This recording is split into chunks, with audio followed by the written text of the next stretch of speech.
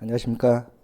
예, 오늘 시험 치르느라고 고생 많으셨습니다. 특히 행정학이 그렇게 쉽게 나오지는 않았습니다. 근데 행정학 출제를 봐보면 난이도가 그렇게 높지 않은 낮은 문제들이 한 20에서 21문제, 중간 난이도가 거의 없고 난이도가 높은 문제들이 이제 한 서너 문제 이렇게 이제 출제가 돼 있기 때문에 여러분들이 문제를 풀 때 이 난이도 높은 문제에 대해서는 상당히 좀 접근이 어려웠고 이래서 어렵게 느꼈다라고 생각하는 사람들이 많이 있는 것 같습니다. 좌우간 일단 여러분들이 이미 시험이 끝났기 때문에 틀린 문제를 좀 잘 복습을 해놓고 그리고 또 지방직 7급도 바로 또 준비를 해야 되고 이러기 때문에 여러분들이 여기에서 정리를 잘 해 나가시는 게 좀 좋을 것 같습니다. 예. 앞으로 뭐 출제 방향이 항상 뭐 여러분 다 알고 있는 것처럼 국가직 7급은 2차 과목이 4과목밖에 안 되기 때문에 난이도가 쉽게 출제되는 경우는 거의 없잖아요. 그러니까 뭐 올해만 특별하게 어렵게 나왔다 이런 것은 아니라서 여러분들이 지금 우리가 풀어야 될 이런 문제와 관련해서 하나씩 잘 정리를 해 나가시면 되겠습니다. 그러면 문제를 하나씩 점검해 나가도록 하겠습니다. 먼저 1번 정부 실패의 원인 중 하나인 X 비효율성에 해당하는 것은 정부 실패의 원인은 5가지가 있죠. 내부성, 파생적 예비효과, 비용과 수익의 절연, 권력의 편제, X 비효율성 이렇게 구성이 되어 있고 X 비효율성은 독점으로 인한 비효율성을 우리가 X 비효율성이라고 이야기를 합니다. 그러면 내용을 봐보면 조직의 비공식적 목표가 공식적 목표를 대체하는 현상 이걸 우리가 내부성이라고 하거나 또는 사적 목표의 설정이라고 이야기를 하고 이건 정부 실패 원인 중에 하나죠. 2번 공공서비스의 편익 향유와 비용 부담 주체의 분리로 나타나는 현상을 의미한다. 이것은 비용과 수익의 절연을 지금 문장으로 표현해 놓은 거죠. 3번 조직이 내부 특성으로 인해 최소 비용에 의한 이용 극대화라는 효율성을 달성하지 못하는 상태를 의미한다. 여기서 조직의 내부 특성은 바로 독점 체제겠죠. 조직이 독점 등으로 인한 내부 특성으로 인해서 최소 비용에 의한 이용 극대화라는 효율성을 달성하지 못하는 상태. 이게 이제 X 비효율성이죠. X 비효율성을 쉽게 이야기하면 독점으로 인한 비효율성인데 여기서는 이렇게 좀 문장을 길게 표현해 놨지만 결국 3번 지문이 X 비효율성을 표현하는 겁니다. 정부가 독점이라는 특성으로 인해서 최소 비용에 의한 이용 극대화라는 효율성을 달성하지 못하는 상태죠. 그 다음 정부 개입에 의해 발생하는 인위적 지대를 획득하기 위해 자원을 낭비하는 현상을 우리가 지대추구 행위라고 이야기하는데 지대추구 행위는 권력의 편제와 관련되어 있습니다. 국가 권력의 로비 활동을 통해서 독점적 생산권 같은 것을 획득해오는 것과 관련돼 있어서 이것도 정부 실패에 대한 거죠. 정부 실패인데 이건 이제 권력의 편제로 인한 분배의 불용평과 관련돼 있는 거고 정확하게는 지대추구 행위에 대한 설명이죠. 그럼 답은 3번입니다. 2번 준정부 기관에 대한 설명으로 옳지 않은 것은 이 준정부 기관과 관련해서는 일단 여러분들이 이 공공기관을 잘 알고 있어야 되죠. 이 공공기관이라고 하는 것은 이거는 기본적으로 신분은 민간입니다. 신분은 민간인데 기본적으로 뭘 수행한다? 기능, 하는 일을 보면 공적 기능을 수행하는 기관을 우리가 공공기관이라고 이야기를 하죠. 근데 우리나라는 이 공공기관 관리에 관한 법률이 별도로 만들어져 있고 여기 공공기관을 공기업하고 준정부기관으로 구분을 해 나갑니다. 이렇게 구분을 하고 그리고 이제 이 공기업 같은 경우는 자체 수입 확보가 50% 이상이면 공기업으로 그리고 자체 수입 확보가 50% 미만이면 준정부기관으로 구분을 해 나가는데 지금 출제된 것은 바로 이게 출제된 거죠.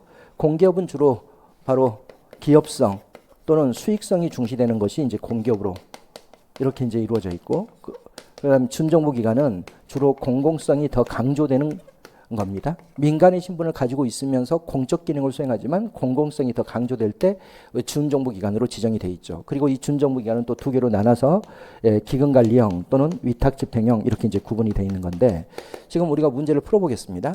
시장성과 기업성이 강한 업무를 수행함으로써 정부에 재정적으로 의존하지 않는다. 틀렸죠. 시장성과 기업성이 강한 공공기관은 바로 이렇게 공기업으로 지정이 됩니다. 그리고 공공성이나 비영리성이 강조되는 공공기관은 준정부기관으로 지정이 되기 때문에 앞부분이 틀린 거죠. 그리고 정부에 재정적으로 의존하지 않는다. 이것도 틀렸습니다. 공공기관은 기본적으로 이 3가지의 틀을 갖추고 있는 거죠. 첫째가 정부가 법률로 설치하고 출연한 기관이에요.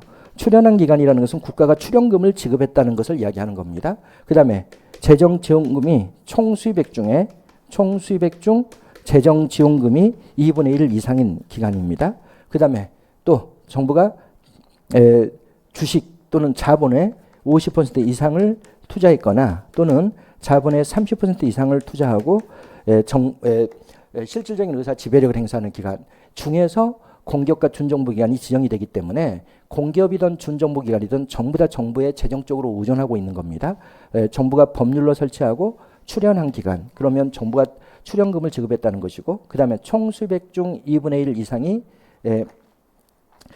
정부의 재정 지원금인 기관, 이것도 전국 정부가 돈을 준다는 이야기고, 또 정부가 주식의 50% 이상을 소유하고 있거나 주식의 30% 이상을 소유하면서 실질적인 의사 지배력을 행사하는 기관, 이 중에 공기업과 준정부 기관이 지정이 되기 때문에 당연히 정부의 재정적으로 의존하고 있는 거죠. 그 다음에 공무원연금공단, 한국연구재단, 국립생태원 이런 것들이 준정부 기관인데, 공무원연금공단은 기금관리형 준정부 기관이고, 한국연구재단하고 국립생태원은 위탁집행형 공공기관에 해당하죠. 그 다음 준정부 기관의 장은 임원추천위원회가 복수로 추천한 사람 중에서 주무기관의 장이 임명하지만, 대통령령으로 정하는 기관의 장은 주무기관의 장의 제청으로 대통령이 임명한다. 이것도 수업 시간에 우리가 여러 번 다뤄봤던 건데 너무 이게 복잡하죠. 그래도 여러분들이 정리는 돼 있어야 되겠습니다. 이게 좀 복잡하긴 하지만 그래도 여러분들이 머릿속에 정리가 좀 돼야 될 사람들이 있죠. 일단은 사장이 있고, 그리고 또 감사가 있고, 그리고 상임이사가 있고, 그 다음 비상임이사가 있고. 그런데 이걸 구별해야 되죠. 공기업하고 준정부 기관으로 구별해서 우리가 공부를 하는데, 공기업은 사장은 주무부 장관의 제청으로 대통령이 임명합니다. 감사는 기획재정부 장관의 제청으로 대통령이 임명하고, 상임이사는 날마다 출근하는 사람이기 때문에 직원하고 똑같습니다. 그래서 공기업의 상임이사는 공기업의 장이 임명해요. 공기업의 장이. 비상임이사는 사회이사라고 보시면 돼요. 여기는 이제 이사에 참여해서 잘못된 의사결정을 하지 못하도록 주로 통제하는 역할을 수행하는데, 여기는 통제는 항상 기획재정부 장관이 하는 거예요. 그러니까 여기는 기획재정부 장관이 임명한다 이렇게 돼 있죠. 근데 물어보고 있는 것은 이거죠. 준정부 기관인데, 준정부 기관은 원칙적으로 주무부 장관이 임명합니다. 그리고 준정부 기관의 감사는 기획재정부 장관이 임명하고, 상임 이사는 그냥 직원이기 때문에 준정부 기관의 장이 임명하고, 그리고 준정부 기관의 비상임이사는 이거는 이제 한 레벨 아래의 기관이니까 공기업이 훨씬 더 중요한 기관입니다. 여기 한 레벨 아래가 준정부 기관이기 때문에 여기는 주무부처의 장이 임명하도록 되어 있습니다. 그러면 저기에 3번 지문과 관련해서 보면 준정부 기관의 장은 임원추천위원회가 복수로 추천한 사람 중에서 이 사람이 임명하는 거죠. 주무부 장관이 원칙적으로 임명을 하지만, 그러나 또 아주 큰 준정부 기관 같은 경우에는, 대통령령으로 정하는 준정부 기관 같은 경우에는 대통령이 직접 임명하도록 되어 있습니다. 그래서 준정부 기관의 장은 임원추천위원회가 복수로 추천한 사람 중에서 이 주무부 장관이 임명을 하는 거고, 대통령령으로 정하는 기관의 장은 주무부 장관의 제청으로 대통령이 임명한다. 맞죠? 정부 조직이 아니죠. 신부는 민간의 성격을 가지고 있기 때문에. 그래서 정부 조직이 아니면서 정부로부터 권한을 이임받아, 특히 어떤 권한이겠어요? 이게 위탁집행형하고 기금관리형이 있기 때문에 기금관리에 대한 사무를 위탁받을 수도 있고, 그 외에 기타 사무를 위탁받을 수도 있고, 이렇죠. 그걸 이임받아서 정부가 수행해야 할 공공서비스를 전달한다. 그렇죠. 항상 이것을 머릿속에 두고는 있어야 됩니다. 그리고 선생님이 늘 이야기했지만, 이게 신분이 민간인지 아니면 정부인지는 뭐로 구별하는 거예요? 바로 내부의 구성원들이 공무원인지 회사원인지를 가지고 구분하는 겁니다. 여러분들이 다 알고 있는 것처럼 공기업에서 근무하는 사람들은 단순 회사원이지 공무원이 아니죠. 그래서 신분은 민간의 신분을 가지고 있는 거고, 기능은, 하는 일은 공적 기능을 수행하는 것이다. 그러면 여기서는 2번 문제는 1번만 틀리고 나머지는 다 맞는 지문이죠. 3번 NGO에 대한 설명으로 옳지 않은 것은, 시민사회에 대한 문제가 아주 잘 안 나왔던 것들이 이제 최근에 이게 이제 지금 나왔는데, 일단은 NGO는 뭐 선생님하고 같이 다 공부를 했던 분들은 다 알고 있듯이 이 두 가지 유형이 있죠. 첫째, NGO를 봐보면 NGO는 두 개로 나눠볼 수가 있습니다. 여기서 NGO는 광의 NGO이고, 이거는 이제 두 개로 나눠보면 하나는 협의 NGO가 있습니다. 그리고 NPO가 있고, 이렇게 이제 두 개로 나눠지죠. 그러면 여기에 협의 NGO, 이것이 바로 창도형이라고도 하고, 또 이것을 지금 시험 문제에서는 뭐라고 표현되어 있죠? 주창형, 이렇게 표현해놨죠. 주창형. 창도형이 바로 주창형인데, 여기는 주로 뭘 하는 거냐면 국가를 통제하는 NGO예요. 국가 통제. 그래서 어떻게 한다? 바로 국민의 권익구제를 해나가는 NGO가 바로 협의 NGO죠. 그래서 여기는 국가를 통제해서 국민의 권익을 보호하는 데 초점을 둔다. 이게 이제 창도형 이렇게 우리가 이야기를 하죠. 그 다음에 NPO는 이건 Non-Profit Organization에서 비영리 조직인데 여기는 사회적 약자들에게 서비스를 제공하는 데 초점이 있죠. 그래서 여기를 우리는 서비스형이라고 이야기를 하죠. 네, 서비스형. 여기는 사회적 약자들에게 정부가 제공하지 않는 공공 서비스를 제공해 나가는 겁니다. 여기는 이제 공공 서비스 제공에 초점이 있죠. 그래서 늘 우리가 공부했던 것처럼 미국은 뭐가 발달돼 있고 이런 서비스형 NGO 바로 NPO가 발달돼 있고 우리나라는 정부를 통제하는 NGO 뭐 참여연대라든지 이런 게 다 정부 통제죠. 경실련도 다 이런 것에 초점이 있죠. 그래서 기본적으로 우리나라는 이런 창도형 NGO가 훨씬 더 많이 발달돼 있다. 이렇게 우리가 공부를 했던 건데 그럼 그 문제를 우리가 봐보겠습니다. 이 NGO는 기본적으로 이익 집단이 아니기 때문에 공익을 추구하죠. 그래서 공공의 이익을 추구하기 위해 그렇죠. 그리고 스스로 자발적으로 형성돼 있는 거죠. 그래서 자발적으로 조직되고 운영된다. 그럼 맞죠. 정부가 각종 사회 문제를 해결하지 못하고 시민의 욕구를 충족시키지 못하는 한계를 보완하기 위해 등장하였다. 그렇죠. NGO는 시민사회고 시민사회는 기본적으로 정부 실패와 시장 실패의 근거를 두고 만들어진 겁니다. 시장도 한계가 있고 정부도 한계가 있으니까 시민들이 자발적으로 형성한 시민사회를 통해 가지고 그 문제를 해결해 나가는 목적으로 만들어진 것이기 때문에 기본적으로 여기에 표현되어 있는 것처럼 정부 실패를 배경으로 하죠. 그리고 또 이것은 시장 실패도 배경으로 합니다. 그래서 시장의 한계와 정부의 한계를 극복할 목적으로 NGO가 만들어진 거죠. 3번 서비스형 NGO는 국민 권익을 보호하는 역할을 담당하고 주창형 NGO는 사회적 약자를 위한 복지 혜택을 제공하는 역할을 한다. 이건 틀렸죠. 기본적으로 서비스형 NGO가 사회적 약자들에게 공공 서비스를 제공합니다. 예전에 서구에서는 국가가 양로를 운영하고 고아원을 운영했다면 이제는 NGO에게 그걸 맡기고 국가가 그 NGO에게 돈을 지원하는 방식으로 가는데 그럼 그런 NGO를 우리는 뭐라 그런다? 바로 서비스형 NGO라고 이야기하죠. 자원봉사기구 같은 것을 이야기합니다. 그 다음에 이제 주창형 NGO는 주로 국가를 통제해서 국민의 권익을 보호하는 데 초점을 둡니다. 그러면 이것은 3번이 틀린 거죠. 당연히 NGO는 시민들이 자발적으로 형성한 조직이기 때문에 자치성을 특징으로 합니다. 국가의 통제를 받으면 안 되죠. 그래서 시민의 참여를 통해 구성되기 때문에 자치성을 특징으로 한다. 그럼 맞죠. 그럼 3번의 답은 3번만 틀리고 나머지는 맞는 지문입니다. 4번. 순환보직에 대한 설명으로 옳지 않은 것은 순환보직은 바로 수평적 이동을 우리가 순환보직이라고 이야기합니다.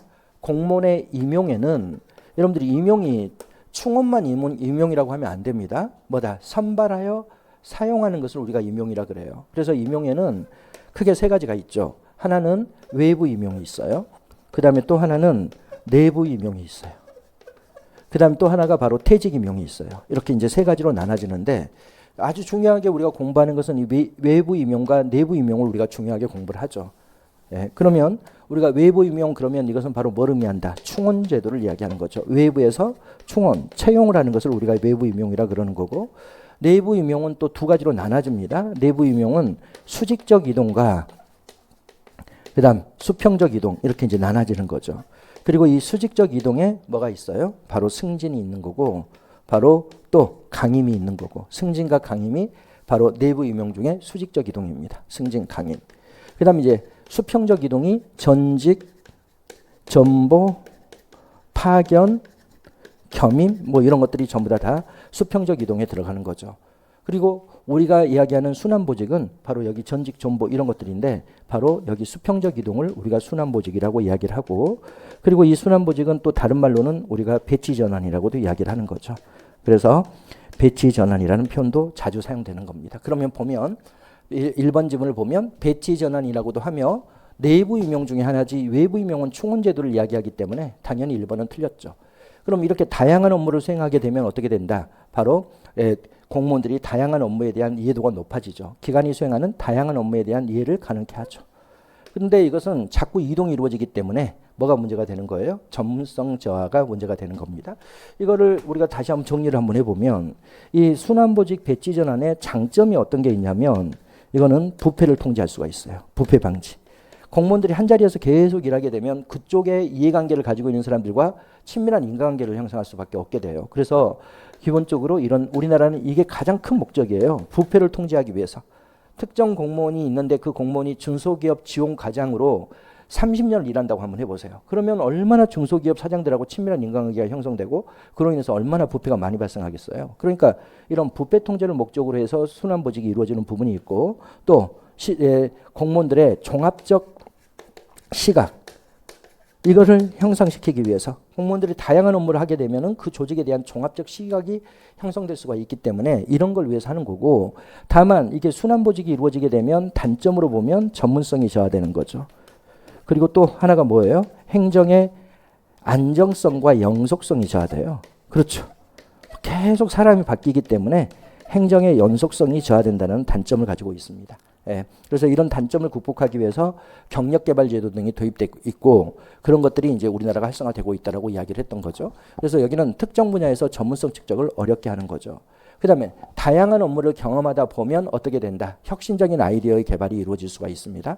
한 가지만 계속 반복적으로 하게 되면 절대 새로운 아이디어 개발이 어려워요. 그러나 다양한 전문성을 가지고 있는 사람들과 만난다든지 그러니까 내가 가지고 있는 전문성과 다른 분야에서 일하는 사람들을 만난다든지 또 내가 다양한 업무를 경험해 보게 되면 창의적인 아이디어 개발이 대단히 용이해지는 거죠. 그래서 조직 단위에서 새로운 아이디어 유입을 기대할 수 있다. 맞죠? 그럼 4번의 답은 1번만 틀리고 나머지는 다 맞는 지문입니다. 5번 정책 델파이. 델파이하고 정책 델파이는 여러분들이 뭐 워낙 쉬운 거니까 여러분들이 다 잘 풀었을 거라고 생각이 되는데 뭐 지금까지 우리가 5번까지 보는데 문제가 어려운 문제는 하나도 없죠. 지금 현재까지는.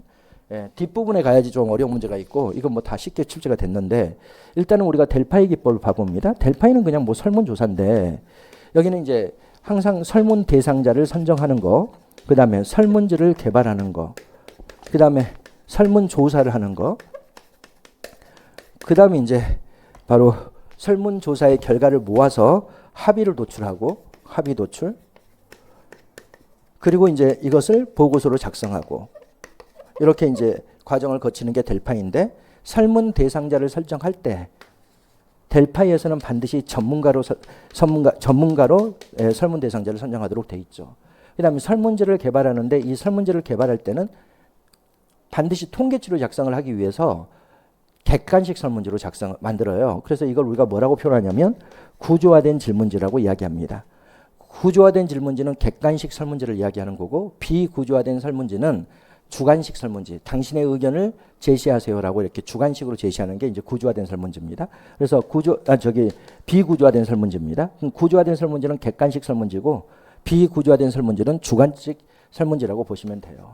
그 다음에 설문조사를 하는데 한 번 하는 게 아니라 서너 차례를 하고 그리고 이제 뭘 한다? 바로 여러 설문조사의 결과를 모아서 합의들을 도출해 나가는 거고 그래서 여기서 이제 합의가 된 의견만을 보고서로 작성해요. 그래서 우리가 중위값을 중시한다라고 이야기를 했죠. 그 다음에 이제 보고서 작성이 이루어지는 게 전통적 델파이의 모습이라면 지금 시험 문제 출제된 것은 정책 델파이를 문제를 내놨는데 이 정책 델파이는 기본적으로 뭐다? 바로 설문 대상자를 설정할 때 전문가로 설정하는 게 아니라 식견 있는 다수의 창도 이렇게 표현합니다. 그래서 여기는 누구도 참여할 수 있다. 바로 이해관계 당사자도 그 주제에 대해서 식견을 가지고 있으면 참여할 수 있도록 되어 있습니다. 그래서 식견 있는 다수의 창도로 이해관계자의 참여가 가능하도록 되어 있는 거고 여기도 당연히 설문 결과를 전부 다 통계치로 제시하기 때문에 구조화된 설문지를 제시하는 거고 여기도 한 번만 설문조사를 하는 게 아니라 서너 차례를 하기 때문에 이 서너 차례 하는 것을 우리가 1차 설문지의 결과를 받아서 그걸 통계 처리해서 2차 설문지에 반영해주고 2차 설문지의 결과를 통계 처리해서 3차 설문지에 반영해주고 그렇기 때문에 여기를 우리가 반복과 한류라고 이야기를 해요. 그래서 이 반복과 한류가 어디에도 이루어진다. 여기 전책 델파이에서도 똑같이 반복과 한류가 이루어집니다. 똑같습니다. 근데 이제 여기서부터가 중요해지는데 여기서 이제 뭐가 이루어진다. 이 한류가 끝나고 설문조사가 끝나고 나면 어느 정도 자신들의 의견이 명백화되기 때문에 여기서 이제 화상회의가 이루어지는 거죠. 화상회의. 얼굴을 까고 이제 화상회의가 이루어지고 그리고 화상회의의 결과까지를 다 반영해서 뭘 해나간다. 바로 갈등을 조성해서 그걸 여기다 갈등 조성을 쓰면 안 되고 여기다 쓰겠습니다. 이렇게 설문조사를 하는 과정에서 여기서 이제 갈등이 조성되고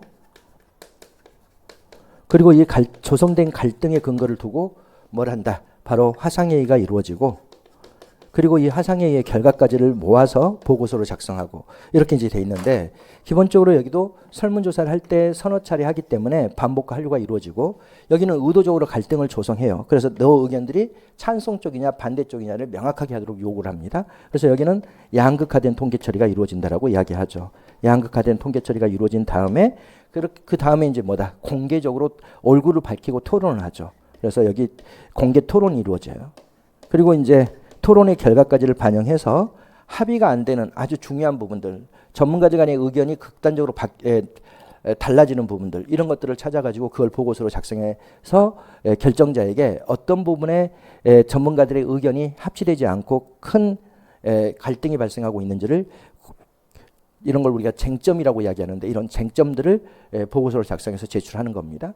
여기는 이렇게 공개 토론이라는 게 전혀 존재하지 않기 때문에 처음부터 끝까지 익명성이 유지된다면 여기는 어떻더라?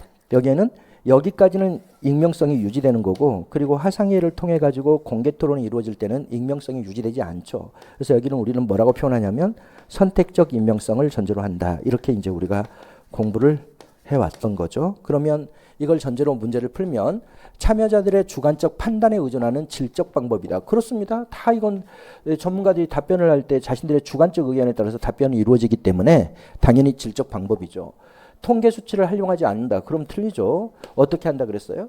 기본적으로 설문조사를 하면 이 설문조사가 1회 설문조사가 이루어지면 여기에 답변을 통계 처리해서 2차 설문지에 반영하고 2차 설문지의 결과를 통계 처리해서 3차 설문지에 반영하고 3차 설문지의 결과를 통계 처리해서 4차 설문지에 반영하고 그리고 또 이렇게 설문지의 통계치를 반영할 때 주로 어떻게 한다? 바로 양극화된 통계 처리를 통해서 극단적으로 지지하는 쪽인지 반대하는 쪽인지를 명확하게 하도록 요구를 해서 그걸 통계 처리를 해서 다음 설문지에 반영을 해주는 것이기 때문에 기본적으로 통계 처리 를 활용한다는 점에서 통계적 수치가 활용되는 거지 활용되지 않는다 그러면 틀리죠.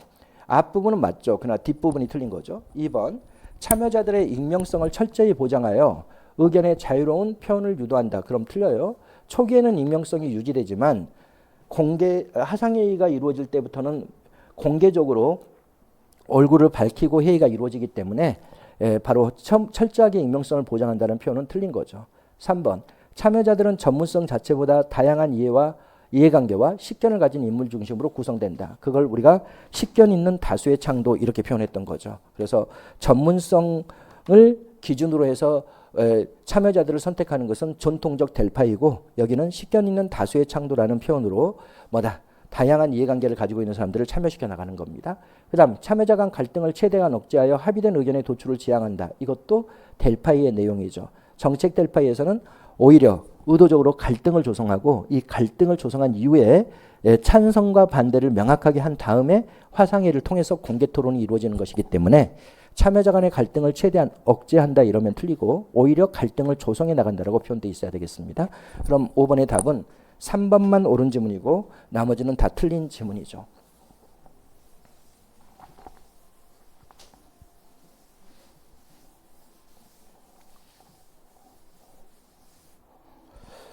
그 다음 6번 문제로 들어와서 보겠습니다. 행태론적 접근 방법에 대한 설명으로 옳지 않은 것은 행태론은 관료의 행태를 과학적으로 연구하는 분석 방법이죠. 연구 방법이죠. 근데 행태론적 접근에서는 당연히 인간이라는 것은 다 사회현상인데 이 사회현상을 뭐로 연구하려고 한다? 바로 자연과학적 연구 방법을 적용해서 연구하죠. 자연과학적 연구 방법. 그리고 이 자연과학적 연구 방법을 우리는 뭐라고 이야기해요? 바로 논리실증주의라고 이야기를 하는 겁니다. 그럼 이 논리실증주의라는 것은 바로 뭘 의미해요? 가설을 설정하고 그리고 검증을 하고 그리고 그것을 법칙으로 정립해 나가는 것을 이야기하는 거죠. 그래서 뭐 우리가 늘 수업 시간에 예를 썼던 것처럼 임금을 올려주면 사기가 증진될 것이다. 이렇게 가설을 설정해 놓고 선생님이 너무 빠르게 설명하는 것 같으니까 이걸 조금만 자세히 하겠습니다.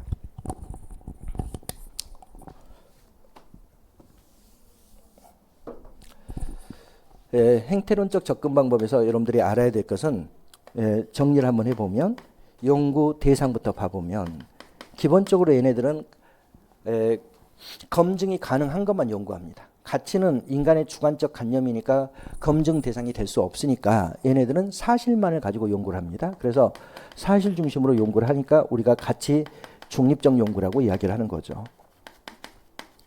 그 다음에 두 번째로 보면 연구 범위가 이렇고, 그리고 연구 대상을 봐보면 얘네들은 설문지에 표시된 또는 면접에서 답했던 그걸 가지고 연구를 해요. 그건 바로 사실이 되는 건데, 항상 가치가 말로 표현되면 사실이 되고 설문지에 표시되면 사실이 되는 건데, 그걸 가지고 연구합니다. 그래서 연구의 대상은 바로 행태인데, 행태가 바로 뭐다? 외면화되고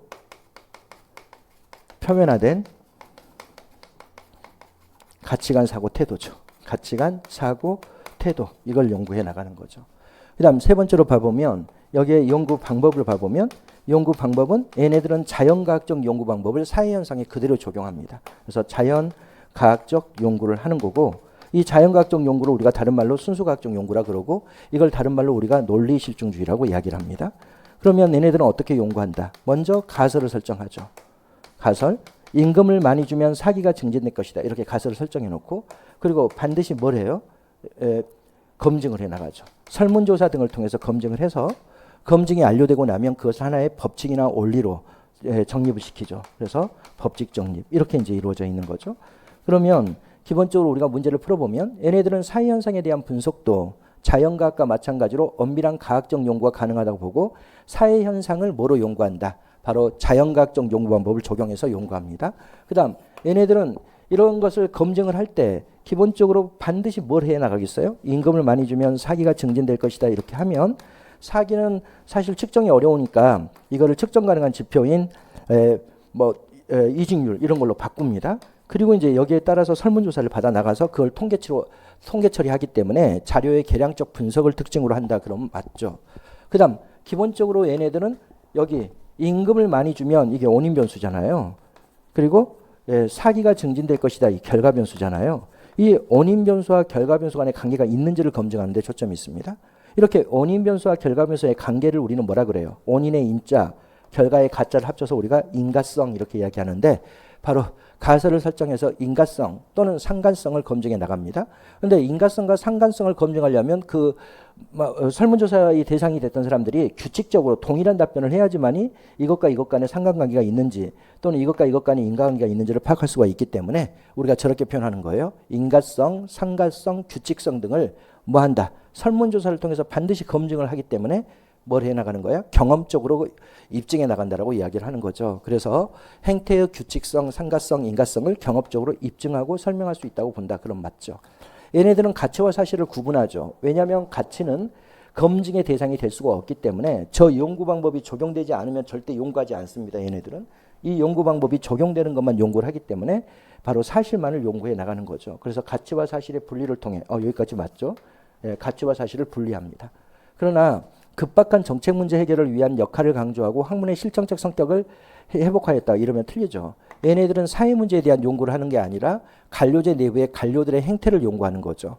그래서 급박한 사회 문제에 대한 것은 연구하지 않고, 그리고 행태주의는 기본적으로 행정학적 연구 방법이 아닙니다. 다 다른 학문에서 연구됐던 방법을 그대로 행정에 적용을 해놨기 때문에 학문적으로 독립성을 띠고 있거나 이런 것도 아닙니다. 이게 행정학의 독특한 어떤 이론도 아니죠. 이렇게 급박한 정책 문제 해결을 위한 역할을 강조하고, 그리고 학문에서 연구되는 것들을 실제 실천해 나가는 데 초점을 두고 있다. 이 학문의 실천적 성격은 행정 행태론에서 연구됐던 연구의 결과를 실제 사회 문제 해결에 활용해 나가는 것을 이야기하는데, 이런 것들을 강조하는 것은 행태론적 접근 방법을 비판하고 있는 흑행태주가 이런 걸 강조하고 있죠. 그래서 급박한 정책 문제 해결을 위한 역할을 강조하고 학문의 실정적 성격을 회복하였다는 행태주의적 연구 방법을 비판한 후기행태주의 내용이기 때문에 뒷부분은 당연히 틀린 거죠. 그래서 4번은 틀린 지문입니다. 이것도 어려운 문제는 아니고 아주 쉬운 문제 중에 하나죠. 그 다음 7번. 우리나라 중앙정부 고위공무원 역량평가에 대한 설명으로 옳지 않은 것은.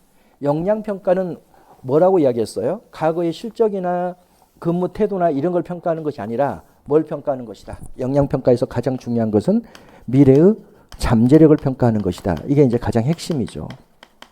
이걸 평가합니다. 그래서 선생님이 수업 시간에 이게 뭐하고 똑같다 그랬어요? 여러분들의 면접시험하고 똑같아요. 여러분들의 면접시험도 어떻게 해요?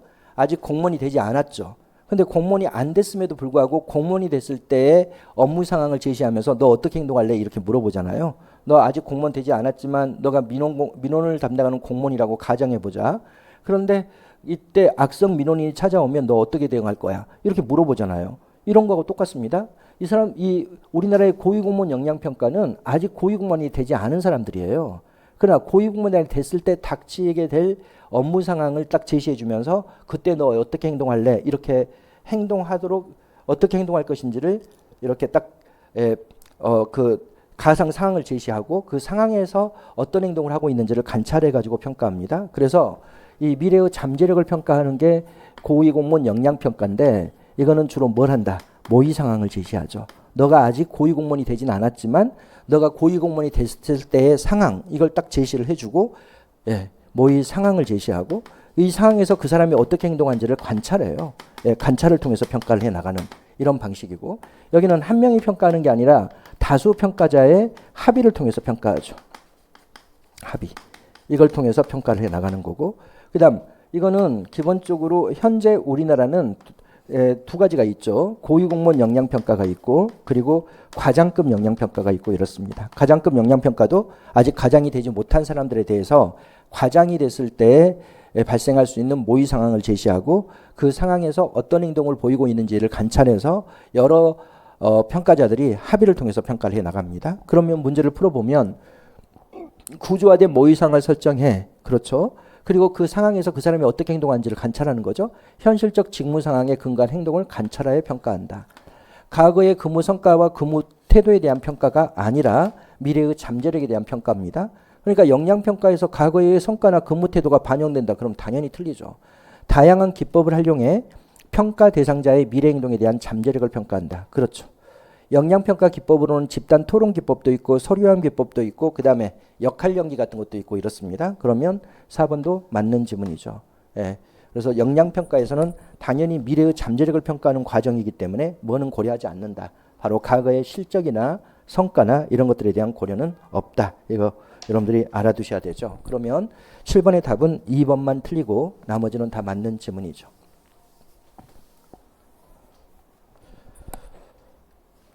그 다음 8번 수기민주주의. 수기민주주의는 이거는 대표가 의사 합의를 이루고 이런 게 아닙니다. 보통 수기민주주의에서는 대부분 다 뭘 하는 것이다. 바로 시민들이 어떤 시민들이 참여하냐면 무작위로 추출을 해요. 무작위로 추출을 한 시민들에게 일단 뭘 해주는 거예요? 전문 지식을 제공해요. 전문 지식을 제공하고 그리고 이제 뭘 해나간다. 합의를 통해서 의사결정을 하는 거죠. 무작위로 추출된 시민들에게 전문 지식을 제공하고 이렇게 표시하겠습니다. 무작위로 추출된 시민들에게 전문 지식을 제공하고 그리고 뭘 통해서 그리고 합의를 통해서 의사결정하는 방식이 바로 수기민주주의입니다. 이 수기민주주의와 관련된 기법들이 첫째가 뭐가 있냐면 공론조사가 있어요. 공론조사는 여론조사하고 좀 다르죠. 여론조사는 그냥 단순하게 시민들에게 무작위로 추출된 시민들에게 의견을 물어보는 거고 여기는 첫째 먼저 추출된 시민들에게 자기들의 의견을 물어보고 나서 전문가들의 정보와 지식을 제공합니다. 그리고 다시 2차 설문조사를 거쳐요. 그리고 또 새로운 정보나 지식 같은 것을 또 제공해주고 3차 설문조사를 거쳐서 결과적으로 합의된 의견을 찾아나가는 것이 공론조사죠. 합의회의도 마찬가지입니다. 합의회의도 이렇게 무작위로 추출된 시민들에게 전문가들이 정보를 제공하고 같이 전문가들과 대화 토론을 통해 가지고 뭘 해나간다. 바로 합의된 의견을 확보해 나가는 겁니다. 그래서 합의회의도 똑같은 거고 시민 배심원제도 동일합니다. 시민 배심원제도도 무작위로 추출된 시민들에게 전문가들이 정보를 제공한 이후에 시민들 간의 대화 토론을 통해 가지고 합의된 의견을 도출해 나가도록 하는 것인데 기본적으로 수기민주주의는 기본적으로 여기에 초점이 둬요. 무작위 추출을 통해 가지고 시민들을 선출하고 우리가 여론조사도 다 무작위잖아요. 그리고 나서 또 뭘 하는 거예요? 이게 제일 중요한 거죠. 여론조사와 구별이 되는 것은 전문 지식을 제공해 주는 거죠. 그리고 나서 합의를 도출해 나가요. 그래서 이런 방식으로 이루어지는데 이거는 대표들이 시민들의 의사를 제대로 반영하지 못하니까 바로 대의민주주의의 한계를 극복하기 위해서 시민들이 직접 참여할 수 있는 방법으로 제시된 기법이 바로 수기민주주의죠. 그러면 보면 대의민주주의의 한계 때문에 활용이 되는 것이지 대의민주주의를 강화하기 위해서 활용되는 것은 아니죠. 그 다음 여기는 시민들이 모여가지고 물론 모든 시민들이 모이는 게 아니라 무작위로 추출된 시민들이 모이기는 하지만 어찌됐건 시민들의 참여를 통해 가지고 의사결정이 이루어지죠. 그러면 참여민주주의가 확립됩니다. 참여는 전부 다 뭐에 대한 것이다? 절차적인 거죠. 그래서 참여적 절차, 시민들의 참여적 절차에 의해서 합의를 통해서 의견을 확립해 나가는 것이기 때문에 바로 참여적 절차를 전제로 한다는 점에서 절차적 정당성을 확보하고 그리고 시민들이 참여한 시민들이 참여해서 그들이 합의를 통해서 의견을 합의된 의견을 제시한다면 당연히 국민들은 수용성이 높아지겠죠. 그 다음에 수기민주주의를 구체화하는 방법이 공론조사, 합의회의, 시민배심원제 이런 것들이 있죠. 그 다음 당연히 여기는 뭐예요? 전문가들의 지식을 받고 시민들 간의 자유로운 토론이 이루어지고 시민배심원제도 시민 토론이 이루어지는 거고 합의회의는 아예 전문가들과 시민들이 토론을 통해 가지고 합의된 의견을 확보해 나가는 거고 여기는 이제 설문조사고 그러나 어찌됐건 이것들은 다 뭘 전제로 하냐면 바로 이 정보 제공을 전제로 하는 거야. 바로 충분한 전문 지식을 제공한 다음에 그리고 이제 토론이 이루어지고 그리고 이렇게 해서 합의가 이루어지면은 국민들의 정책에 대한 수용도도 높아지기 때문에 정책에 대한 사회적 갈등을 완화해 나갈 수가 있는 거죠. 그러면 8번의 답을 찾는 것은 쉽습니다. 당연히 수기민주주의는 시민 참여를 전제로 한다는 것만 알고 있으면 대의민주주의의 한계를 극복하기 위한 방안이라는 것을 다 알게 되는 것이라서 답은 뭐 아주 쉽게 우리가 1번으로 찾을 수가 있는데 선생님이 좀 길게 설명했던 것은 이게 바로 이것만 정확하게 알아두라. 수기민주주의는 무작위로 추출된 시민들에게 충분한 전문 지식을 제공한 이후에 토론이나 또는 설문조사나 이런 걸 통해서 합의를 도출해 나가는 과정이다. 이렇게 여러분들이 알아두시면 되겠습니다. 그 다음 9번 에드하크라시. 에드하크라시는 탈관료제를 이야기하는 거죠. 그래서 에드하크라시는 복잡성, 공식성, 직권성이 모두 낮은 조직구조죠. 복잡성이 낮고 공식성이 낮고 그리고 직권성이 낮은 조직구조입니다. 공식성이 낮다는 것은 규칙과 법규 이런 것들이 별로 없다는 것이기 때문에 여기에 나와 있는 것처럼 형식주의나 공식성에 얽매이지 않죠. 그 다음에 이 복잡성이 대단히 중요하다 그랬는데 선생님이 뭐라고 이야기했냐면 이거는 뭐다? 수직적으로는 통합되고 그 다음 뭐다? 수평적으로는 분화된 조직이다. 이렇게 이야기를 했습니다. 이거 선생님이 엄청나게 강조해서 설명을 했던 거죠. 여러분들이 분화의 반대말이 통합이라는 것을 알고 있어야 돼요. 자꾸 반대말을 여러분 잘 알고 있어야 됩니다. 분업화의 반대말이 뭐겠어요? 통합이지. 여기는 계층 질서가 없습니다. 그러니까 뭐가 되는 거예요? 수직적으로는 통합되어 있는 거죠. 바로 분화가 안 돼 있다 이건 이제 통합이죠. 근데 수평적으로는 분화되어 있다 이것은 왜 그렇다 그랬어요? 에드하크라시는 아주 소규모 조직이에요. 그래서 이렇게 한미 FTA 체결단 이렇게 딱 만들어져 있고 한중 FTA 체결단 한 EU FTA 체결단 그 다음에 또 한 칠레 FTA 체결단 이렇게 다 만들어져 있어요. 그럼 이들 간에는 다 분업화가 되어 있는 거죠. 각각 에드하크라시는 워낙 소규모 조직이기 때문에 이 내부의 구성원들은 전부 다 한미 FTA를 체결하기 위해서 통합적으로 업무를 수행합니다. 그러나 뭐는 각각의 조직 단위 간에는 철저하게 분업화가 되어 있는 거예요. 만일 우리나라의 정부 조직의 업무들을 이렇게 전부 다 에드하크라시로 수행한다면 우리나라 에드하크라시는 한 얼마나 만들어지겠어요? 10만 개 이상 만들어져요. 각각 소규모 조직으로 전부 다 이렇게 분업화가 돼버리면 결국 어떻게 돼? 각 조직 간에는 분업화가 다 돼 있는 거죠. 이걸 선생님이 뭐라고 한다고 그랬어요? 일의 흐름에 따른 분화라고 이야기했죠. 일의 흐름에 따른 분화. 일의 흐름에 따른 분화는 어떻더라? 높다. 이렇게 이야기했던 거죠. 한미 FTA 체결에 필요한 일의 흐름을 하나의 조직 단위로 묶고 끊고 분업하죠. 또 한중 FTA에 필요한 일의 흐름의 단위를 하나로 묶고 그리고 이걸 끊고 또 한 EU FTA 체결단에 한 EU FTA에 필요한 일의 흐름을 하나의 조직 단위로 묶고 이게 끊고 이런 식으로 돼 있기 때문에 기본적으로 뭐다? 일의 흐름에 따른 분화의 정도 이게 이제 수평적 분화인데 수평적 분화의 정도는 높다라고 이야기를 했던 거죠. 물론 이것도 워낙 쉬운 문제죠. 뭐 여러분들이 7급 준비하시는 분들이야 이런 지문을 뭐 기출문제에서 수없이 많이 봤을 것이니까 그래서 수평적 분화의 정도는 높고 수직적 분화의 정도가 낮다. 그래서 수직적으로는 통합되어 있고 수평적으로는 고도로 분화된 조직이다. 이렇게 표현되어 있어야 되겠죠. 틀렸죠. 업무 수행 사항에 대한 탄력적 대응을 강조하기 때문에 규칙을 최소화한다. 바로 공식성이 낮은 거죠. 맞죠. 상황에 대한 신속한 대응을 강조하기 때문에 문제 해결에 전문성을 가진 사람이 참여한다. 그렇죠. 이렇게 수평구조 에드하크라시를 만들 때는 각각의 이질적인 전문가들로 구성합니다.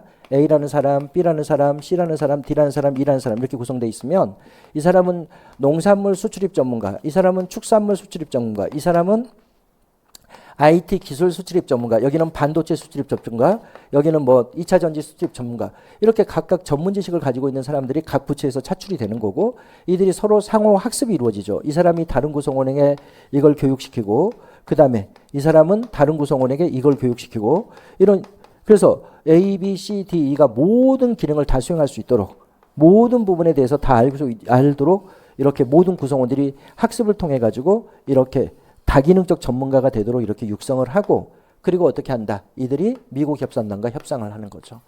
예, 미국 협산단과 이렇게 이제 협상이 이루어지는 거예요. 그러니까 조직 내부는 분업화가 되어 있지는 않습니다. 조직 내부는 철저하게 분업화되어 있는 게 아니라 조직 내부는 서로 학습을 통해서 공동으로 업무를 수행하는데, 뭐가 분업화되어 있다는 거야?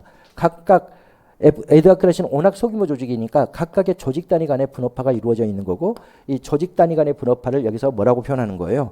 바로 일의 흐름에 따른 분화라고 이야기하는 거고, 그런 것은 뭐다? 수평적 분화의 정도가 높다라고 표현을 하고 있는 겁니다. 예.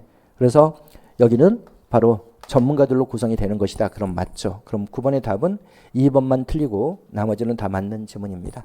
10번. 10번 문제도 뭐 워낙 쉽게 나왔으니까 여러분들이 1초짜리 문제라고 풀었겠죠. 각 대안으로부터 나타나는 모든 비용과 편익이 계산되는 것은 합리모형이죠. 합리모형은 경제적 합리성을 중시하기 때문에 기본적으로 모든 대안에 대해서 비용 편익 분석이 이루어집니다. 그 다음 정책 결정은 크게 근본적 결정과 세부적 결정으로 구분한다. 근본적 결정과 세부적 결정으로 구분해서 근본적 결정은 합리모형에 의하고 세부적 결정은 점증 모형에 의해야 한다고 주장하는 모형은 혼합주사 모형이죠.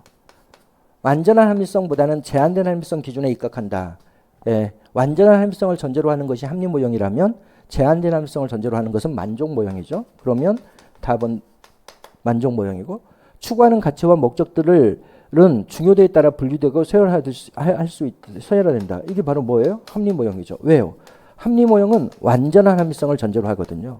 모든 것을 다 알고 있다는 전제를 하기 때문에 뭘 할 수가 있어요? 가치의 중요도를 다 철저하게 정확하게 서열할 수가 있는 거고, 그리고 목적들도 정확하게 서열할 수가 있습니다. 그래서 합리 모형은 완전한 합리성을 전제로 한다는 점에서 추구하는 가치와 목적들이 중요도에 따라 분류되는 거고, 또 합리 모형은 경제적 합리성을 전제로 한다는 점에서 모든 대안들이 비용 편익 분석이 이루어지고 이렇죠. 그럼 답은 2번이죠. 예, 가번과 라번이 합리 모형에 입각해 있는 모형이고, 나머지는 혼합 주사 모형이나 만족 모형에 대한 설명이기 때문에 답은 2번이 되겠습니다. 11번.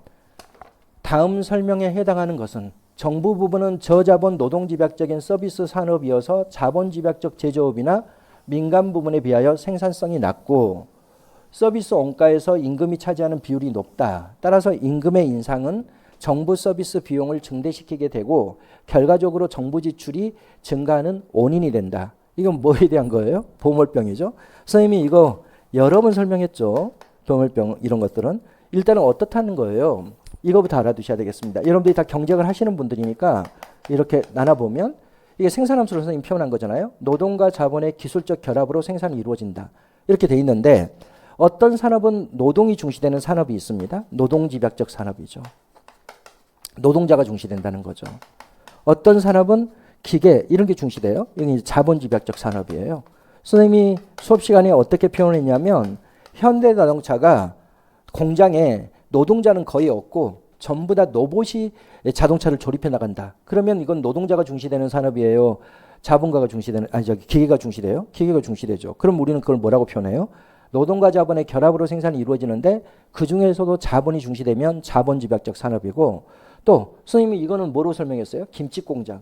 김치공장은 사람들의 손맛으로 김치가 생산된다고 가정해 보면 거기는 기계보다는 사람이 중요하겠지. 그럼 이렇게 노동과 자본의 결합으로 생산이 이루어지지만 그 중에서도 기계가 중시되는 산업이 있는 거고, 그 중에서도 사람이 직접 해야 되는 이런 산업이 있을 거고, 이런 걸 우리가 이제 노동집약적 산업이라고 이야기를 하는데, 이 기업하고 비교를 한번 해보자는 거예요. 기업은 기본적으로 자본집약적 성격이 강해요.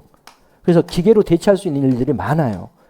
그러니까 기계로 대체가 가능하니까 자본집약적 성격을 가지고 있는데, 이로 인해서 여기는 기술이 발전하면 기술의 발전 엄청난 생산비 절감이 이루어져요. 생산비 절감. 이게 이루어집니다. 그런데 행정은 그렇지가 않았습니다. 행정은 어떤 성격을 가지고 있다? 노동집약적 성격을 가지고 있다. 그래서 기술이 발전한다 하더라도 생산비 절감이 어려워요. 예를 들어보겠습니다. 이 로봇이 있는데 이 로봇이 지금 현대자동차에서 자동차를 조립해 나가는데 이게 한 대당 1억짜리예요. 그런데 이게 하루에 1개를 조립할 수가 있어요. 한 개 조립이 가능합니다. 근데 이 로봇이 발달하잖아요. 기술이 발전해서 로봇이 계속 발전하면 한 대당 이게 5천만 원으로 떨어져요. 그런데 하루의 생산량은 한 10개를 조립해 나가요. 이런 식이에요. 기술이 발전하면 이렇게 되는 겁니다. 선생님 다시 예를 들어보겠습니다. 선생님 어렸을 때는 286 컴퓨터가 있어요. 엄청 느립니다. 그런데 이거 하나 사는데 얼마냐면 100만 원 들어요. 그런데 이 기능을 따지면 너무너무 낙후된 기능이지. 근데 그 다음에 386이 나옵니다. 여기는 이제 기능이 조금 나아졌겠죠. 486이 나오고 586이 나오고 그 다음에는 이제 펜티엄이 나오고 그 다음에는 선생님이 뭐라고 부르는지 몰라요. 지금 이렇게 쭉 갔거든요. 근데 지금 현재 봐보겠습니다. 이 펜티엄이라고 가정해 봅니다. 펜티엄은 지금 한 80만 원이면 사요. 근데 기능은 286 컴퓨터보다 한 100만 배, 1000만 배 뛰어납니다. 똑같은 거야. 기술이 발전하게 되면 이때 로봇은 한 대당 1억이고 하루의 생산량이 1개라면 이게 기술이 계속 발전하게 되면 로봇 한 대 가격은 더 떨어져요. 여기 컴퓨터 여기 100만 원 했던 게 지금 80만 원 떨어진 거잖아요. 그렇죠? 그리고 기능은 엄청나게 뛰어나지죠. 여기에 한 개가 아니라 이제 10개를 생산하죠. 이런 식이기 때문에 이렇게 자본집약적 산업은 기술이 발전하게 되면 생산비의 절감이 크게 하락해요. 그러나 행정은 절대 기계로 대체할 수가 없습니다. 여러분들이 인감증명이나 떼고 주민등 등처분이나 떼고 이게 공무원이 하는 일이 아니라 공무원들은 각각 개별 주민들을 만나서 그들의 의견이 어떤 것인지 이런 것들을 다 확인하고 그 의견에 따라서 행정을 수행하는 것이 바로 행정이에요. 그러니까 어떤 할머니가 찾아오면 그 할머니 이야기 다 들어줘야 되고 어떤 할아버지가 찾아오면 그 할아버지 이야기 다 들어줘야 되고 어떤 농민이 찾아와가지고 군청에 들어와가지고 뭐라고 하면 또 그 이야기 다 들어줘야 되고 이게 행정이기 때문에 행정은 기계로 대체하기가 어렵습니다. 그러니까 사람이 반드시 해야 돼. 그렇게 되면 아무리 기술이 발전한다 하더라도 뭐가 어려워요. 생산비 절감은 어렵고 그리고 노동은 항상 가격이 올라가거든요. 오히려 임금 상승이 이루어져서 뭐가 이루어진다. 생산비가 더욱더 크게 증가하게 된다는 거야. 기술의 발전과 무관하게 노동집약적 성격을 가지고 있어서 임금의 상승으로 인해서 오히려 생산비는 증가하게 된다. 이걸 우리가 보몰병이라고 이야기를 하는 겁니다. 다시 한번 읽어보면 정부 부분은 저자본, 자본 이걸 지금 표현한 거죠. 저자본, 기계보다는 노동집약적 서비스 산업이어서 바로 노동집약적 산업이죠. 자본집약적인 제조업이나 민간 부분에 비해 이게 기업이죠. 생산성이 낮다. 그렇습니다. 꼭 사람이 해야 되기 때문에. 그래서 서비스 원가에서 임금이 차지하는 비율이 높다. 왜냐하면 기계가 하는 일은 별로 없고 사람이 다 해야 되기 때문에 당연히 서비스 원가에서 임금이 차지하는 비율이 높겠죠. 따라서 임금의 인상은 결국 정부 서비스의 비용을 증대시키고 결과적으로 정부 지출이 증가하게 된다. 이건 바로 보몰병에 대한 거죠. 그 다음 그레이션 법칙은 어떤 걸 이야기해요? 악화가 양화를 구축한다를 우리가 그레이션 법칙이라고 이야기합니다. 악화는 더러운 돈, 양화는 깨끗한 돈입니다. 사람들은 내가 호주머니에 더러운 돈도 있고 깨끗한 아버지가 설날이라고 해가지고 뭘 줬다면 깨끗한 돈도 줬다면 내가 그 돈을 사용할 때 더러운 돈을 먼저 사용해요. 그리고 깨끗한 돈은 내 지갑에 넣어놓습니다. 그러면 그 돈을 받은 편의점 사장이 나중에 그 돈을 거슬럼을 줄 때 다른 사람에게 거슬럼을 줄 때 깨끗한 돈은 어떻게 하고 거기 금고에다 놔두고 더러운 돈을 주는 거예요. 그럼 시중에 돌아다니는 돈은 다 뭐가 돼버리는 거예요? 더러운 돈만 돌아다녀요. 그렇죠? A라는 사람이 돈이 깨끗한 돈이 있고 더러운 돈이 있다면 이걸 사용해. 이 돈이 지금 어디로 갔냐면 음식점 가게 주인한테 간 거야.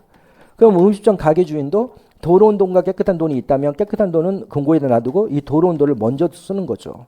이 돈을 거스름돈을 받은 A라는 또 소비자는 또 나중에 돈을 사용할 때 더러운 돈과 깨끗한 돈이 있다면 그 중에서 더러운 돈을 먼저 사용하게 돼버리니까 결국 깨끗한 돈은 개인 소장하고 더러운 돌만 시중에 유통되는 현상이 야기되는데 그걸 우리가 그레시안 법칙이라 그럽니다. 근데 저기 이제 앞에 뭐가 붙냐면 정보의 그레시안 법칙 또는 기획의 그레시안 법칙 이렇게.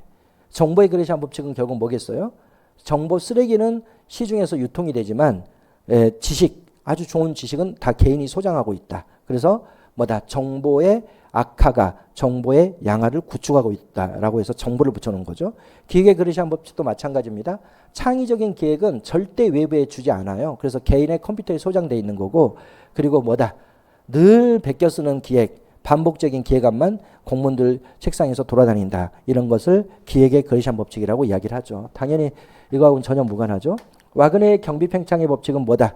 국민 소득의 증가보다도 정부 팽창이 더 크다는 법칙을 우리가 바그너의 국가활동 증대 법칙 또는 경비 팽창의 법칙이라고 이야기합니다. 왜냐하면 국민 소득이 증가할 때 소득 탄력성이 훨씬 높아요. 국민들은. 그래서 뭐 한다? 국민들의 요구가 더 빠르게 증가해요. 거기에 정부가 대응해야 되기 때문에 국민 소득의 증가보다도 더 빠르게 정부 팽창이 이루어진다고 보는 법칙이 바로 와그너의 경비 팽창의 법칙이죠. 피코과 와이즈만의 전이효과 대치효과는 국가 위기 시에 국민들의 조세 허용 수준이 높아지고, 그리고 그것이 지속되다가 국가 위기가 극복된다 하더라도 원래의 조세 상태로 회복되지 않고 그게 계속 유지되다가 또 새로운 위기가 발생하면 또 조세를 올리고 그게 계속 지속되다가 또 그 위기가 극복됐다 하더라도 원래 상태로 회복되지 않고 계속 그런 과정을 거쳐서 정부의 재정이 지속적으로 팽창된다고 하는 것이 와그너와 피코과 와이즈만의 전이효과 또는 대치효과죠. 그러면 지금 11번에서 표현하고 있는 것은 다 뭐에 대한 것이다? 바로 보몰 효과에 대한 거죠. 12번 이혼의 조직에 대한 설명으로 옳지 않은 것은, 이혼의 제도는 결정과 관련된 조직입니다. 뭐다? 동일한 계층과 지위에 있는 자들이, 이혼들은 다 명령 복종 관계가 아니니까 동일한 계층과 지위에 있는 자들이죠. 들이 합의를 통해서 의사결정하는 조직 구조를 우리가 이혼의 제도라고 이야기를 하죠. 이혼의 임명 시기를 달리함으로써 정책의 계속성을 확보할 수 있다. 이걸 우리가 뭐라고 표현해요? 이걸 부분교체제라고 이야기를 하죠. 부분교체제입니다. 그러니까 임기는 똑같습니다. 근데 시작이 다르죠. A라는 사람은 2018년도 1월 달에 시작해서 6년간 임기를, B라는 사람은 2019년도 6월 달에 임명이 돼가지고 또 6년간, C라는 사람은 또 2022년도 언제 임명돼가지고 또 6년간, 이런 식으로 각각 임기 시작점이 달라. 기간은 6년이지만. 그러니까 이 사람이 임기가 다 해서 나갔다 하더라도 이 한 사람의 의사에 따라서 이혼의 의사가 결정되는 것이 아니잖아요. 여기가 만일 이혼이 9명이다 그러면 한 명이 나갔다 하더라도 8명은 그대로 존속하고 또 새로운 사람이 들어왔다 하더라도 결국 합의를 통해서 의사결정이 이루어지기 때문에 근본적으로 의사결정이 바꿔지지가 않습니다. 단독제하고 다른 거죠. 단독제는 여기 이 사람이 딱 바뀐다. 이 사람이 바뀌면 모든 게 달라지는 거예요. 지금 우리나라도 마찬가지 아닙니까? 대통령 한 명 딱 바뀌니까 모든 게 달라지잖아요. 경제정책이 달라지고 사회정책이 달라지고 뭐 등등등 모든 정책이 달라지잖아요. 이건 이제 단독제 형태인 거고, 여러 위원으로 이루어져 있다 그러면 9명의 위원이다. 근데 여기에 보수 위원이 6명이고 진보 위원이 3명이다. 그러면 대부분 보수적 결정이 이루어질 건데 여기 보수 위원 중에 한 명이 나가고 또 새로운 위원이 들어왔다 하더라도 이 보수 결정이 지속되는 거지. 아니 뭐 한 명 바뀌었다 그래가지고 어차피 5대 한 명이 바뀌고 보수가 한 명 나가고 새로운 진보가 들어왔다 하더라도 5대 4예요. 근본적으로 의사결정이 바뀌지 않습니다. 그러니까 여기 이렇게 부분교체제를 하게 되면, 그러니까 각 위원마다 임기 시작점을 달리하는 것이 부분교체제입니다. 여러분들이 뭐 헌법재판소 재판관들도 다 그렇잖아요. 중선이 위원들도 다 시작점이 다른 거잖아요. 이렇게 부분교체제를 하게 되면 그 조직의 근본적인 의사변경이 이루어지지는 않습니다. 한 명이 바뀐다 하더라도. 그래서 그런 걸 통해서 뭘 할 수 있다. 행정의 계속성과 연속성을 확보할 수 있다. 이걸 지금 표현한 거죠. 그 다음에 의사결정에 다양한 사람들이 참여해서 대화하고 토론하고 합의해서 의사결정이 이루어지기 때문에 신중한 의사결정이 가능합니다. 그 다음 참여자들의 결정에 대한 책임성을 높인다. 그럼 맞아요, 틀려요? 선생님 늘 이야기했지만 여러 사람들이 참여해서 결정하면 어떻게 된다 그랬어요? 서로 책임 떠넘기기 현상이 야기돼요. 그래서 책임성은 저하되는 거죠. 그 다음에 대화하고 토론하고 합의해서 의사결정하게 되면 시간과 비용이 많이 소모되는 거죠. 항상 민주주의는 비능률적이에요. 대화해야 돼, 토론해야 돼, 설득해야 돼, 합의를 거쳐야 돼. 이런 식이기 때문에 의사결정 과정에서 시간이 지연돼서 비용이 크게 소모되는 거죠. 항상 현대의 제도들은 이론들은 다 뭐야? 책임성 저하죠. 왜냐하면 신공공관리론은 정부와 기업이 같이 업무를 수행하는 것이기 때문에 결국 정부와 기업 간의 책임 떠넘기기 현상으로 책임성 저하고, 거버넌스는 국가시장 시민사회가 다 같이 업무를 수행하기 때문에 그로 인해서 뭔가 잘못된 서비스가 제공되면 서로가 서로에게 책임을 떠넘깁니다. 이혼의 제도도 마찬가지야. 한 사람이 결정하는 게 아니라 여러 이혼들이 합의를 통해서 결정하기 때문에 결국 책임이 분산되고, 그리고 책임 떠넘기기 현상이 야기될 위험성이 대단히 큰 게 바로 이혼의 조직이죠. 그럼 답은 3번이죠. 13번. 공공선택론에 대한 설명으로 옳지 않은 것은, 공공선택론은 비시장적 의사결정, 비시장적 의사결정이 바로 우리가 국가시장 시민사회로 나누니까 국가나 시민사회를 이야기해. 시장이 아닌, 우리가 국가시장 시민사회로 사회를 3분법으로 우리가 공부를 하는데 결국 시장이 아니다 그러면 국가하고 시민사회를 이야기할 거고, 이 국가나 시민사회를 경제학으로 연구하는 접근 방법을 우리는 공공선택론이라고 이야기를 하는 거죠. 그러면 문제를 풀어보면 신고전파 경제학의 원리를 통해, 그렇죠, 경제학의 연구 방법을 여기에 적용하니까 정치와 행정현상은 다 국가죠. 국가의 정치나 행정현상을 설명한다. 그렇죠. 그 다음에 공공서비스를 생산하고 제공하는 데 있어서 정부관료제가 유일한 최선의 방안은 아니라는 입장이다. 그렇습니다. 얘네들은 경제학자들이기 때문에, 경제학의 원리를 적용했기 때문에 뭘 강조해요? 특히 오스트롬이라는 사람은 뭘 강조한다? 바로 관료제 타파를 주장하고 민영화, 민간이타, 또 기업의 관리기법의 도입, 이런 것들을 대단히 선호합니다. 그러니까 정부 관료제가 유일한 최선의 방안은 아니라는 입장이죠. 맞죠? 그 다음에 경제학은 다 개인의 선택행위를 연구하는 거잖아요. 미시경제학 당연히 개인의 선택행위를 연구하는 거고, 거시경제학마저도 뭐가 중시돼요? 물가나 실업률, 여기에 대하여 뭐다? 바로 미시적 기초가 대단히 중시되는 거잖아요. 기본적으로 방법론적 개체주의, 개인을 중심으로 연구하는 게 경제학이기 때문에 맞죠. 그 다음 관료가 소관 예산의 극대화를 추구한다고 주장하는 사람은 니스카넨의 예산극대화지, 니스카넨의 예산극대화 이론이지 오스트롬이 아닙니다. 오스트롬이 강조했던 것은 뭘 강조한 거예요? 정부 실패를 극복하기 위해서 뭘 해야 된다? 관료제를 타파하고, 그리고 간할권의 중첩, 그 다음 다원 조직제, 또 민영화, 민간이탁, 이런 것들을 강조했던 사람이 바로 오스트롬입니다. 이렇게 관료가 소관 예산 극대화를 추구함으로써 정부 실패가 야기된다고 설명한 사람은 오스트롬이 아니라 니스카넨의 예산 극대화 이론에 대한 것이기 때문에 답은 4번이죠.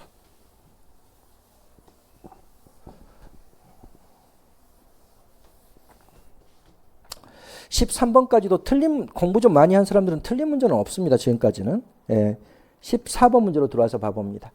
전략적 인적 자원 관리에 대한 설명으로 옳지 않은 것은, 이건 뭐 선생님이 이미 여러 문제집에 여러 번 출제했던 거 그대로죠. 전략적 인적 자원 관리에서 선생님이 중요한 건 뭐예요? 이 전략적 인적 자원 관리가 비판하고 있는 실적주의를 알아야 된다라고 여러 번 이야기했죠. 이 실적주의는 우리가 과거의 인사행정이라 그러는 거고, 전략적 인적 자원 관리가 바로 현대적 인사행정인데, 실적주의는 기본적으로 뭐에 초점을 두고 있어요? 개인에 초점을 둬요. 개인에 초점을 두는 거고, 그리고 실적주의는 기본적으로 뭘 띠고 있다? 바로 중앙인사기관에서 제정한 인사법령에 따라서만 인사 업무가 수행됩니다. 그래서 경직성을 띠고 있는 거고, 중앙인사위원회가 모든 결정권을 가지고 뭘 한다? 바로 인사법령을 제정하고 그 법령에 따라서만 조직이 운영되는 것이기 때문에 기본적으로 직권성을 띠고 있는 거고, 그리고 실적주의는 어떻게 한다 그랬어요? 대량으로 공개 채용을 합니다. 오늘 여러분들이 시험 봤던 것처럼 한꺼번에 50명, 100명 또는 200명, 2000명 막 이렇게 뽑는 것이기 때문에 최적격자 선발에 초점이 있지 않습니다. 뭐에만 초점이 있다? 시험을 봐서 대량으로 공무원을 채용한다는 것은 최적격자 선발이 아니라 부적격자 제거에만 초점이 있다. 그래서 바로 소극성을 띈다라고 우리가 공부했죠. 네 번째로는 여기는 교육계의 차이라든지 소득계의 차이는 전혀 고려하지 않는 형식적 기획운동을 전제로 한다라고 이야기를 했습니다. 그래서 기본적으로 전략적 인적자원 관리의 비판 대상이 되는 실적주의가 이런 모습이고, 그럼 전략적 인적자원 관리는 뭐냐? 전략이라는 단어가 뭐라 그랬어요? 조직의 장기적 계획이죠. 장기적 계획. 이 조직의 장기적 계획에 입각한 인적자원 관리야. 이렇기 때문에 여기는 개인의 초점이 있지 않아요. 조직의 목표 달성에 초점이 있어요. 조직의 목표 달성에 초점이 있다는 게 제일 중요합니다. 조직의 목표 달성도에 초점이 있으니까 이 조직의 목표 달성도를 우리는 뭐라 그래요? 성과. 바로 성과주의적 인적자원 관리죠. 그러니까 성과 지향적 인적자원 관리가 바로 전략적 인적자원 관리인데 이거는 뭐에 초점이 있다? 개인의 초점이 있는 게 아니라 바로 조직의 목표 달성에 초점이 있고 그 다음에 그러니까 조직에 초점이 있는 겁니다. 개인이 아니라 경직성이 아니라 융통성을 띠고 있는 거고 직권성이 아니라 분권성을 띠고 있는 거고 그리고 최적격자 선발에 초점을 두고 있기 때문에 소극성이 아니라 적극성을 전제로 하는 거고 그 다음 여기는 실질적 기획 능력이 강조되고 이렇습니다. 조직의 전략 및 성과와 인적 자원 관리를 연계한다. 그렇죠. 여기 조직의 전략 그리고 이 조직의 전략에 나와 있는 조직의 목표 이런 걸 강조하는 겁니다. 그러니까 조직의 전략과 조직의 목표 달성도 성과와 인적 자원 관리를 연계한 것이다. 그렇죠. 목표 중심적이고 그렇죠. 성과가 바로 여기 조직의 목표 달성도를 이야기하니까 그 다음에 성과 중심적인 인력 관리를 추구한다. 그렇죠. 바로 목표 중심이 바로 이제 조직의 목표를 이야기하니까 성과 중심이죠. 그 다음에 전략은 장기적 계획이죠. 그러니까 장기적 관점에서 조직의 전략 수립과 전략 달성을 가능케 하는 인적 자원의 육성에 초점을 둔다. 항상 조직에 초점을 두고 있어. 이 조직 목표 달성에 기여할 수 있도록 인적 자원 관리를 한다. 이런 거란 말이죠. 직무만족, 동기부여, 조직 시민행동 등 개인의 심리적 측면을 강조한다. 그럼 틀려요. 여기는 개인의 초점을 두고 있는 실적주의에서 이런 걸 강조하는 겁니다. 여기는 조직 목표 달성에 초점을 두고 있지 개인의 초점을 두고 있지 않다. 그래서 인사행정을 어디에 기여할 수 있도록 조직의 목표 달성에 기여할 수 있도록 인사행정을 추구해 나가는 것을 전략적 인적자원관리라고 이야기한다라고 했고 이미 선생님 문제집에 그대로 나와 있는 문제죠. 그럼 답은 4번이죠. 15번 조세 지출에 대한 설명으로 옳지 않은 것은 조세 지출은 뭘 이야기하는 거예요? 정부가 실제 보조금 같은 것을 지출하기보다는 받아야 될 돈을 감면해 주는 것을 우리가 조세 지출이라 그러죠. 그래서 조세 지출은 비과세, 조세 감면, 세액공제, 소득공제 등등등 가세 이연 이런 것들을 우리가 조세 지출이라고 이야기를 하는 겁니다. 조세 지출 예산 제도는 조세 감면을 뭐로 보고 국가가 돈을 쓴 걸로 지출로 보고 그것을 예산으로 편성해서 국회에 제출하도록 하는 제도예요. 그러니까 국회가 이걸 의결한다 이런 건 없어요. 이거는 어디에다 첨부해가지고 제출하도록 돼 있냐면 행정부가 국회에게 예산서를 제출할 때 뭐 한다. 거기에 첨부 서류로 조세 지출 예산을 편성해서 제출하도록 돼 있습니다. 그러나 그것을 국회가 의결하고 이러지는 않아요. 이건 당연히 조세 감면에 대해서 국회가 통제할 목적으로 만들어져 있는 제도인 것은 맞습니다. 그러나 국회 의결 대상이 된다 이렇게 보기 어렵습니다. 첨부 서류가 수없이 많은데 그 첨부 서류들이 전부 다 국회 의결 대상이 되는 것은 아니니까. 그러면 우리나라에서는 지출 항목별 평가 등을 통해 이런 것도 아닙니다. 지출 항목 이렇게 편성하지도 않아요. 조세 지출 예산 제도는 기능별로 편성하거나 세목별로 편성해요. 세목별로. 이것도 여러분들이 알고 있어야 됩니다. 기능별 또는 세목별로 편성하도록 돼 있어요. 기능은 아주 대분류죠. 복지 분야 얼마만큼 조세 감면해줬다. SOC 건설 분야 얼마만큼 조세 감면해줬다. 이 기능은 우리나라 16대 분야로 돼 있거든요. 이 16대 분야로 나눠가지고 이제 각 파트별로 교육 분야에 얼마만큼 조세 감면이 이루어졌다. 국방 분야에 또 얼마만큼 조세 감면이 이루어졌다. 이런 식이기 때문에 항목별로 돼 있는 게 아니죠. 그 다음에 여기 세목은 뭐예요? 세목은 세금의 이름별로예요. 그래서 소득세는 얼마만큼 감면이 이루어졌고 법인세는 또 얼마만큼 감면이 이루어졌고 부가가치세는 또 얼마만큼 감면이 이루어졌고 이렇게 세금의 이름별로 세목별로 이제 이렇게 조세 지출이 얼마만큼 이루어졌는지를 편성합니다. 그러니까 우리나라는 지출 항목별 평가가 아니라 기능별 세목별로 편성해서 그걸 국회에 제출합니다. 그럼 국회가 왜 의결을 받는다 이러면 틀려요. 국회의 심의 의결을 받는 게 아니라 국회가 예산서의 첨부 자료로서 제공을 받고 있는 거지.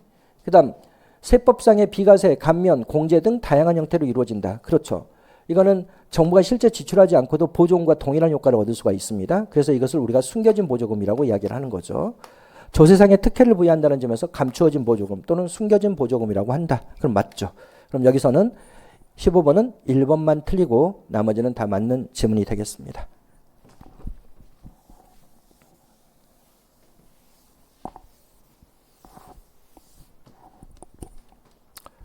16번 다음 설명 가, 나와 유형 AD를 바르게 연결한 것은 셀리스베리, 선생님 솔주베리라고 있는데 저기 셀리스베리라고 나와 있는데 요구 패턴은 통합적이고 결정 패턴은 분산적인 정책 유형.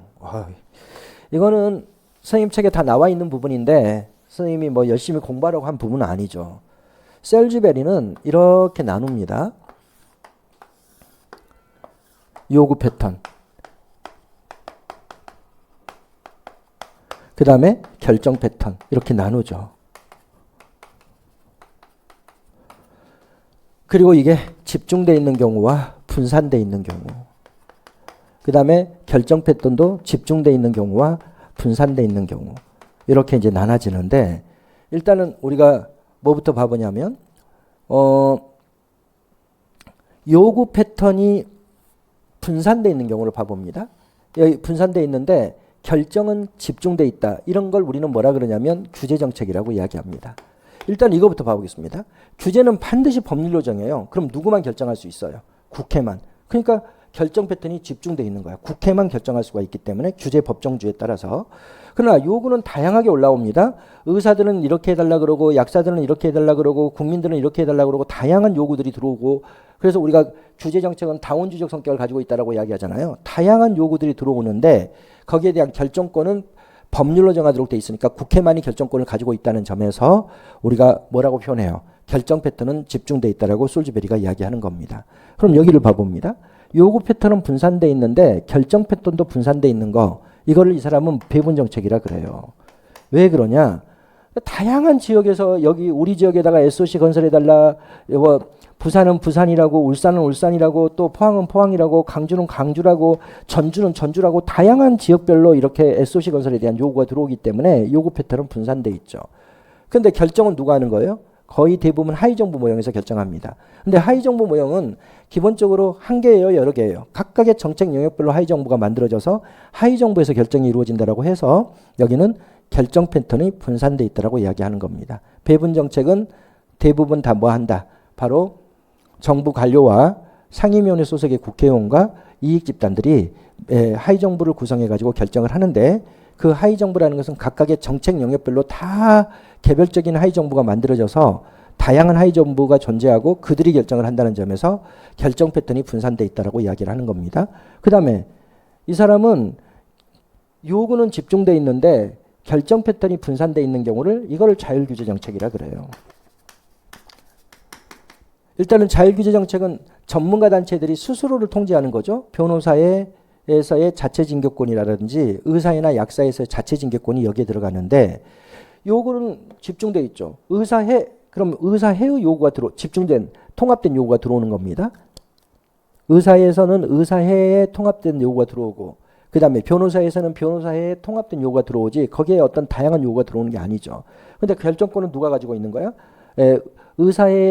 의사들에 대한 결정권은 의사회가 가지고 있고 그리고 변호사회의 결정권은 변호사회가 가지고 있고 약사들의 결정권은 약사회의 요구사항에 대한 결정권은 약사회가 가지고 있기 때문에 하나의 기관에서 결정하는 게 아니라 각각 전문 단체별로 결정권을 가지고 있다는 점에서 결정 패턴은 분산돼 있다고 보는 거예요.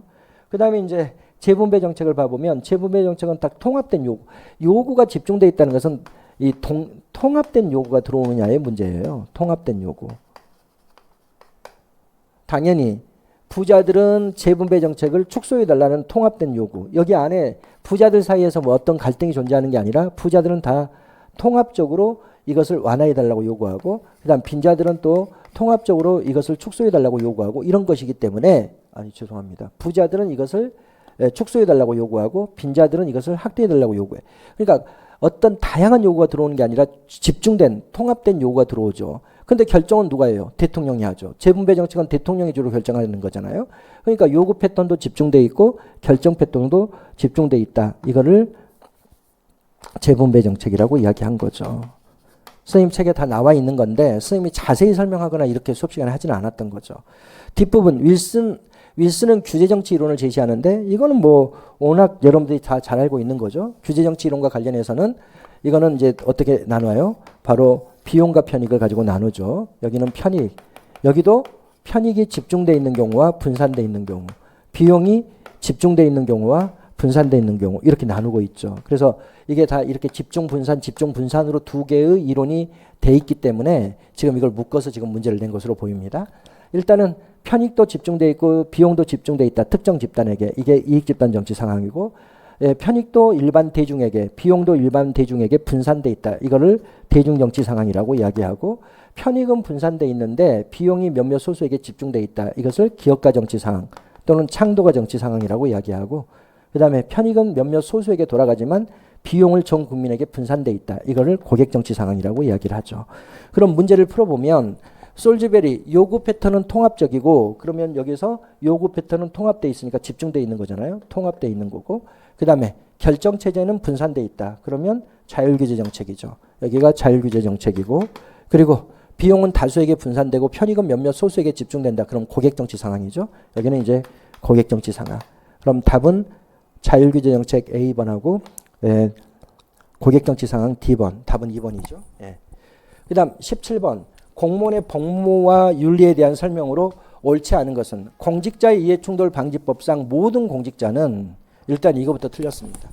모든 공직자가 막 신고해야 되고 이런 거 아니에요. 부패의 소지가 많은 업무를 수행하는 공직자들이에요. 그럼 선생님이 어떤 공직자입니까? 이러면 그게 12개가 13개로 다 세분화되어 있는데, 가장 대표적인 게 인가, 허가, 특허 이런 것들입니다. 인가, 허가, 특허 등을 담당하는 부패의 소지가 많은 업무를 담당하는 공직자들은, 그러니까 모든 공직자는 아니죠. 직무 관련자가 사적 이해관계점을 인정한 경우에는 안날로부터 14일 이내에 신고하도록 되어 있어요. 2주 내에 신고하도록 되어 있죠. 7일이 아니라 14일 이내에 신고하도록 되어 있습니다. 국가공무원법에는 종교중립의 의무가 규정되어 있고, 공직자윤리법에는 선물 신고 의무, 그 다음 백지신탁제도, 주식의 매각 또는 신탁에 관한 규정이 들어가 있고, 그 다음 국가공무원법상 수사기관이 공무원을 구속하려면 그 소속기관의 장에게 미리 통보해야 한다. 이건 직장이탈 금지 의무입니다. 국가공무원법에 명시되어 있는 직장이탈 금지 의무에 따르면 수사기관이 공무원을 구속하려면 그 소속기관의 장에게 통보하도록 되어 있죠. 다만 현행범인 경우에는 바로 구속할 수가 있습니다. 현행범인 경우에는 그러하지 아니하다. 그러니까 여러분들이 이 법조문을 몰랐다 하더라도 이게 워낙 쉽게 나왔잖아요. 2번, 3번, 4번이. 그러면 이제 소거 방법으로 당연히 답을 1번을 찾을 수가 있게끔 문제가 출제되어 있는 건데, 이것도 그래서 어려운 문제라고 보기는 어렵습니다. 그럼 17번의 답은 1번이죠. 18번. 이게 좀 어렵죠. 왜냐하면 이런 것은 교재에 잘 안 나와 있는 내용이에요. 근데 이런 걸 이제 지금 시험 문제를 내놨는데, 지금 멜러린이죠. 멜러린은 결정자와 집행자 간의 상호작용 유형을 세 가지로 제시합니다. 첫째가 상호적응이에요. 그 다음 두 번째로는 적응적 흡수입니다. 세 번째로는 부집행. 이렇게 세 가지로 나눠서 이야기를 합니다. 그러면 상호적응이라는 것은 뭐냐? 이거는요, 정책 결정자가 결정을 내렸잖아요. 정책 결정을 내렸으면 이 정책과 조직 간에, 여기 집행 조직입니다. 집행 조직 간에 뭘 하는 것이다? 상호 적응을 해 나가는 거예요. 이거는 선생님이 정책학할 때 상호 적응에 대해서는 자세히 설명을 했었습니다. 이게 범안의 미시적 집행 구조를 설명할 때 이야기했던 논의가 여기 그대로 나와 있는 거야. 조직 간에 상호 적응. 이런 걸 이야기해요. 그럼 예를 들어 보면 이런 거죠. 보건복지부가 결정을 딱 내려요. 코로나가 확산돼서 결정을 합니다. 그러면 이거를 서울시에게 지시를 내리는 거예요. 당연히 지방정부가 집행을 하니까 이임사무에 대해서 명령을 내려. 그럼 서울시는 이것을 서울시의 상황에 맞게 구체화해가지고 어디로 내린다. 바로 동작구에게 지시를 내리는 거예요. 그럼 동작구는 더욱더 동작구 상황에 맞게 구체화해서 이거를 동작구 보건소에게 이렇게 내리는 거예요. 근데 이 보건소가 어떻게 구성이 되어 있냐면 이렇게 되어 있다고 보겠습니다. 보건소가 여기가 취약계층의 의료 서비스를 담당하는 직원이 4명이고, 그 다음에 임산부의 의료 서비스를 담당하는 직원이 3명이고, 그리고 여기 노인계층의 의료 서비스를 담당하는 직원이 또 3명이고, 그리고 기타 의료 업무를 담당하는 직원이 5명이 있다. 이렇게 돼 있으면 지금 여기 보건복지부가 결정해서 내리고 이래서 여기 보건소에 내려온 지시가 뭐냐면, 동작구에 있는 모든 국민들에게, 모든 주민들에게 무료 진단을 다 하도록 돼 있단 말이죠. 그러면 지금 여기 코로나는 여기에 코로나를 방지하는 어떤 예방팀이 있는 것도 아니고 전부 다 다로 별도의 업무를 수행하고 있잖아요. 이럴 때 이런 무료진단에 대한 정책이 지시가 내려오면 이 지시에 맞게 조직을 뭘 하는 거야? 변형시켜. 그래서 취약계층 여기 이제 한 명이 담당, 여기도 한 명이 담당, 그 다음 여기 한 명이 담당, 그리고 기타 5명 이들과 여기서 차출된 5명 해서 10명. 그래서 이 10명이 뭐 하도록 여기에 팀을 만들어요. 코로나 대응팀 만들어서 10명이 그걸 업무를 수행하도록 해요. 그러면 지금 뭐 한 거예요? 정책에 맞게 조직을 변경한 거잖아요. 이런 걸 우리는 상호 적응이라 그럽니다. 그런데 기본적으로 이 무료 진단을 다 하려면 한 20명이 필요해요. 여기 보건소에 20명이 필요한데 이거를 다 할 수가 없어, 10명이. 그러면 또 어떻게 해야 돼? 이 조직의 형태에 맞게 정책을 변형시켜야 돼요. 그래서 정부에서는 일주일 내에 모든 주민들에게 코로나를 무료 진단을 하라고 했다 하더라도 여기에 인력이 10명밖에 안 되면 결국 20명이 담당해야지만 그게 가능한 거라면 이거를 어떻게 해야 돼? 변형시켜야 돼. 그래서 정부는 일주일 내에 하라 그랬다 하더라도 우리 조직의 사정에 맞게 이거를 2주로 이렇게 늘려나가요. 이런 걸 우리는 상호 적응이라 그럽니다. 어떻게 해요? 정책을 조직에 맞게 변경하고 조직을 정책에 맞게 변화시켜 나가는 거. 이런 걸 강조했던 사람이 또 지금 여기에 써져 있는 맥너린뿐만 아니라 버만도 이걸 대단히 중시했던 거죠. 그래서 거기에서 우리가 상호 적응을 공부했던 건데 정책과 집행조직 간의 상호 적응이 이루어져. 정책은 집행조직에 맞게 변화를 시키고 집행조직은 정책에 맞게 변화를 시키는 것을 이야기합니다. 적응적 흡수는 이거는 새로운 정책이 있는데 이 새로운 정책이 지시가 내려왔어요. 근데 이 새로운 정책이 이런 기존 조직들 있죠. 기존 조직의 기존 집행조직 기존 집행조직의 뭐다? 관례나 SOP. 그러니까 기존 집행조직의 관리나 SOP에 맞게 수정되는 거예요. 수정. 그러니까 기존 조직의 SOP에 맞게 또는 규칙에 맞게 내부 관례에 맞게 수정이 돼서 이러면 제대로 집행되겠어요? 안 되겠어요? 집행이 아주 미미하게 이루어져요. 그냥 예전에 정해져 있는 방법 지금 여기 봐보세요. 여기로 따지면 여기 5명 있었고 여기 뭐 3명, 4명 있었고 여기 4명 있었고 여기 기타 5명 있고 그러면 이거 그대로 안 건들고 그냥 요거 정도만 여기 기타 5명 이 정도만 여기 코로나 백신 무료 진단 이런 데 투입을 하는 거. 이렇게 기존 조직의 관례나 SOP 딱 그 규칙을 절대 변화시키지 않고 여기하고 다르죠. 여기는 집행조직의 업무 수행 방식이나 인력 배치나 이런 게 다 변화가 되는 거라면 여기는 변화되지 않은 겁니다. 기존 집행조직의 관례나 SOP에 맞게 수정해 나가는 거예요. 그래서 이렇게 긴급한 일이 벌어지면 기존 조직은 그대로 유지하면서 뭐다 여기에 여유로운 인물들이 한두 명 있으면 그 사람들만 이렇게 여기 투입시켜 나가는 거예요. 그러면 이거는 집행의 효과가 아주 미미하게 나타나겠죠.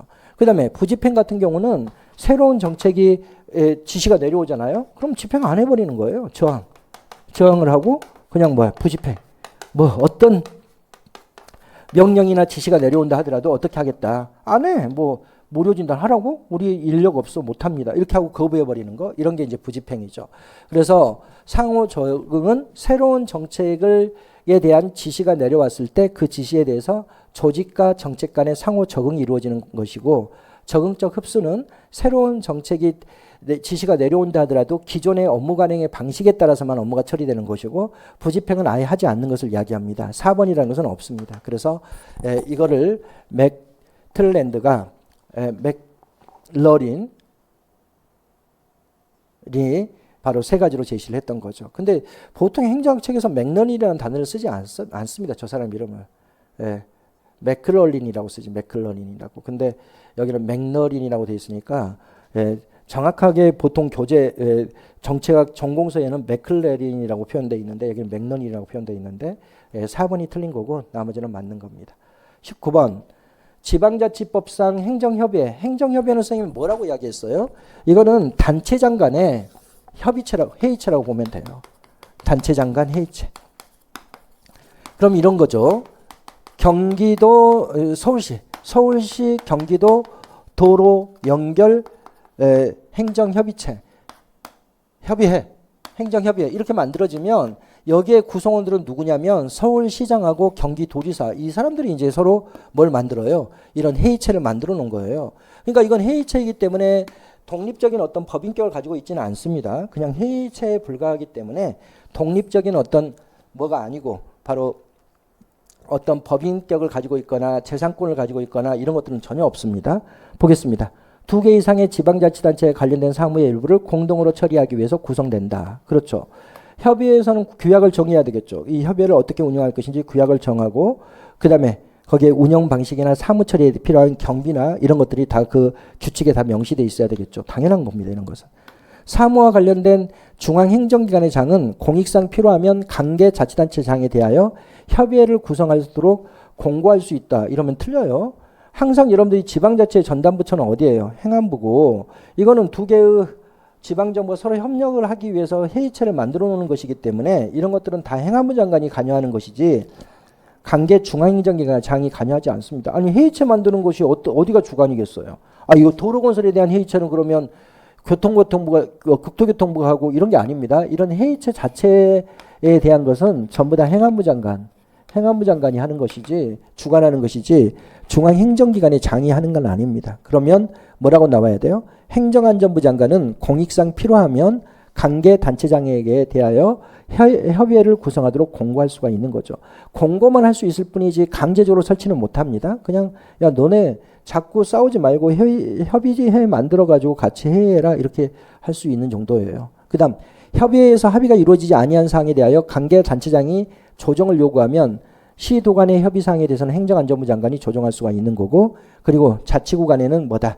관할 광역자치단체장이 조정할 수가 있습니다. 근데 조정을 한다 하더라도 행안부 장관의 의사에 따라 조정하는 건 아닙니다. 반드시 지방자치단체 중앙분쟁조정위원회의 심의 의결을 거쳐서 행안부 장관이 조정하는 거고 그리고 만일 동작구하고 서초구가 행정협의회를 구성했는데 합의가 이루어지지 않아서 조정을 서울시장에게 요구하면 서울시장은 지방자치단체 지방분쟁조정위원회의 심의 의결을 거쳐서 조정할 수 있도록 돼 있습니다. 그래서 협의회에서 합의가 이루어지지 아니한 사항에 대하여 관계자치단체장이 조정을 요청하게 되면 광역자치단체의 경우에는 행안부 장관이 지방자치단체 중앙분쟁조정위원회의 협의를 통해서 조정할 수 있도록 돼 있어요. 그래서 4번은 맞는 지문이죠.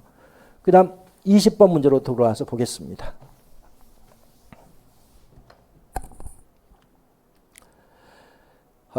이런 문제가 나오면 상당히 좀 화가 나죠. 이건 뭐 무슨 시사적인 문제도 아니고 시사상식을 묻는 것 같은 느낌인데 문제 봐보겠습니다. 데이터 간 융합과 활용 촉진의 제도적 기반 마련을 위하여 2020년 개정된 데이터 3법이 왜 속하지 않는 것은 2020년 개정된 데이터 3법은 다 뭐와 관련되어 있냐면 목표는 알아두실 필요가 있어요. 뭐냐면 빅데이터 활용이에요. 빅데이터 활용. 이 빅데이터를 활용하기 위한 목적으로 만들어진 게 이제 데이터 3법인데 여기는 이 빅데이터 활용을 위해서 가장 중요한 내용을 봐보면요. 이게 뭐냐면 가명 정보의 활용을 여기에 규정하고 있는 거예요. 가명 정보. 이게 무슨 말이냐? 여러분들 원래 개인 정보는 어떻게 하죠? 개인 정보는 반드시 사용하려면 어떻게 해야 돼? 바로 그 정보의 주체, 바로 그 정보의 주체인 정보 주체의 동의를 얻어야 돼요. 그러니까 이게 빅데이터를 활용하기가 어렵습니다. 왜냐하면 내 개인 정보가 거기에 들어가 있으면은 내가 동의를 해줘야 되는데 동의 안 해주면은 그걸 이용 못 하잖아요.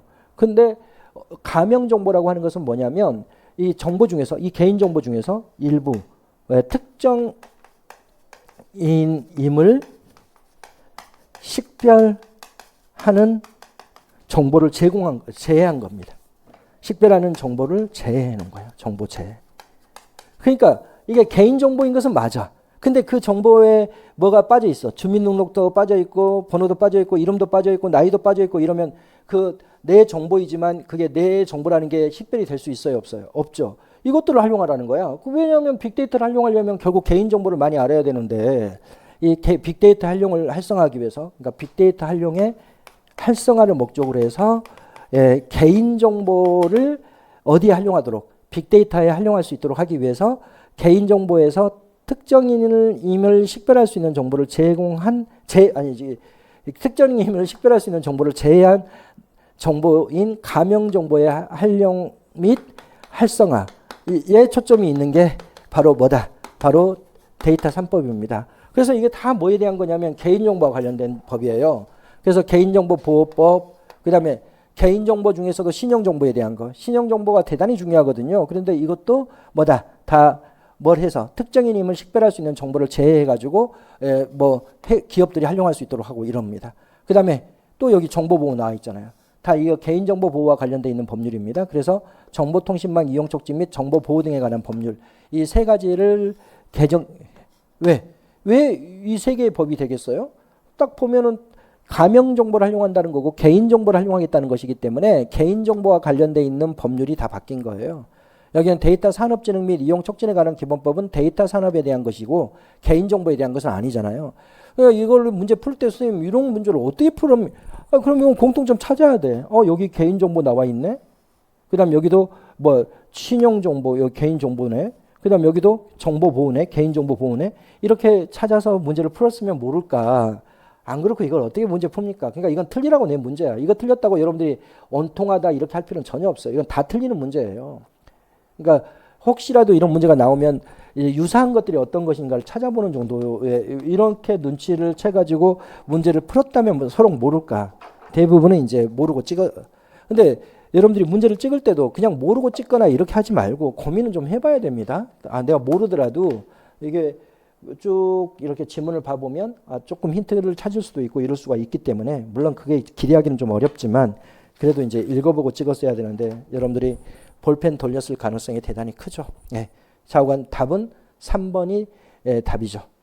21번 정책평가의 유형에 대한 설명으로 옳지 않은 것은 모니터링은 선생님 뭐라 그랬어요? 형성평가를 모니터링이라 한다고 수만 번 이야기했죠. 형성평가는 뭐예요? 집행 도중의 평가예요. 집행 전략을 변화시켜 나가는 것을 우리가 형성평가라고 이야기하죠. 그래서 우리나라 선생님이 행정적 모니터링 이러면 뭐라 그랬어요? 집행 도중에 인적 물적 자원이 제대로 활용되고 있는지를 평가하는 거고 균형성 모니터링 그러면 여러 개의 사업을 동시에 진행한다.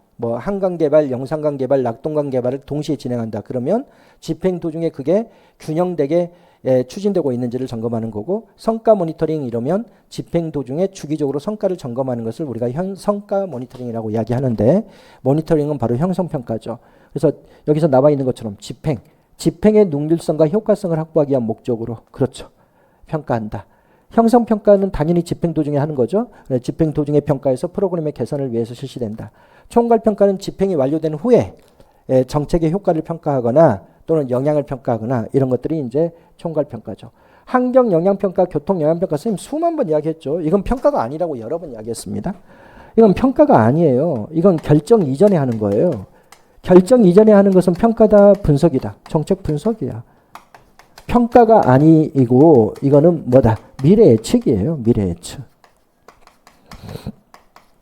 그래서 이걸 우리는 뭐라고 표현한다 그랬어요? 사전적. 이 단어가 반드시 들어가야 됩니다. 사전적 영향평가. 또는 이 단어가 들어가야 돼. 사전적 영향평가. 이렇게 이야기하는데 어떤 거라 그랬어요? 여기 동작구 노량진동에 어떤 대기업이 여기에 백화점 건설을 신청을 했어요. 그러면 이 동작구 입장에서는 뭘 해야 되냐면 여기가 백화점이 건설되면 엄청난 교통체증이 발생할 것 같잖아요. 그러니까 여기에 백화점을 허가를 내주면 이로부터 발생할 비용이 주민들이 얼마만큼의 피해를 입을 것인지 비용 그리고 여기에 백화점을 건설하게 되면 노량진 주민들이나 또는 동작구 주민들이 얼마만큼의 편익을 얻을 것인지 편익을 예측을 해나가는 거예요. 그러니까 뭐야? 비용 편익 분석 이런 것들이잖아요. 결국 뭐다? 미래를 예측하는 활동이죠. 그러니까 이것은 진정한 의미의 평가가 아니라 뭐에 불과하다? 정책 분석이에요. 그래서 어떻게 표현하는 게 훨씬 더 적합한 표현이라고 그랬어요? 환경 영향 평가라기보다는 환경 영향 분석, 교통 영향 평가라기보다는 교통 영향 분석으로 표현해야지 그게 더 올바른 표현이지만 실제 학자들은 그렇게 하지 않고 그냥 평가로 쓰고 있다라고 선생님 여러 번 이야기했죠. 그러니까 이건 집행 이후에 실시하는 게 아니라 아예 최종적인 결정 이전에 실시되는 거고 그리고 뭐 효과성 평가의 대표적인 예다 그럼 틀리죠. 정책 집행 이후에 실시되며 효과성 평가의 대표적인 예가 되는 것은 총괄 평가에 대한 설명이기 때문에 4번이 틀린 지문이고 나머지는 다 맞는 지문입니다. 22번 국가재정법상 국가재정운용계획의 수립에 대한 설명으로 옳지 않은 것은 국가재정운용계획은 국가가 중기적 관점에서 분야 부문별로 사전 예측치를 세워놓은 계획을 이야기합니다. 이건 5년 단위의 국가의 장기적 계획인 거죠. 정부는 재정운영의 효율화와 건전화를 위해 매년 국가재정운용계획을 수립하여 국회에 제출해야 한다. 그렇습니다. 국가재정운용계획은 예산서를 국회에 제출할 때 같이 제출해요. 그러니까 해계년도 개시 120일 전에 뭘 세우고 내년 또 예산 요구서를 작성하고 그리고 5년 단위의 국가재정운용계획을 첨부해가지고 같이 제출하도록 되어 있는 거죠. 국가재정운용계획에는 재정운용의 기본 방향과 목표, 중기, 재정 전망, 근거, 분야별 재원 배분 계획 등이 포함되어야 한다. 그렇습니다. 이게 5년짜리의 계획이기 때문에 이런 기본 방향, 목표, 중기 전망 또 16대 분야 75 부문별로 국가재정운용계획은 분야와 부문별로 다 작성이 되어 있어요. 16대 분야 75 부문별로 이제 재원 배분 계획이 마련돼 있어야 되고 그걸 국회에 제출하는 겁니다. 그다음 각 중앙간서회장은 재정 지출을 수반하는 중장기 계획을 수립할 때에는 미리 기획점 장관과 협의해야 한다. 그렇습니다. 왜냐하면 이 국가재정운용계획은 기획점 장관이 작성하는 거거든요. 그러니까 이게 아주 장기적인 계획이거나 중기적인 계획을 수립할 때는 미리 기획점 장관과 협의하도록 되어 있습니다. 그 다음 지방자치단체장은 국가의 재정 지원에 따라 수행되는 사업의 계획을 수립할 때에는 그럼 이건 국가 보조금을 하겠다는 거잖아요. 국고보조금으로.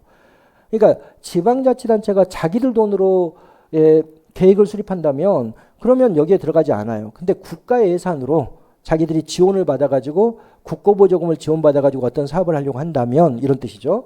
지방자치단체장은 국가의 재정 지원에 따라 수행되는 사업의 계획을 수립할 때는 미리 뭘 해야 된다. 관계 중앙행정기관의 장관과 협의하도록 되어 있습니다. 이런 문제는 너무 어렵죠. 기획점 장관과 협의하는 게 아니라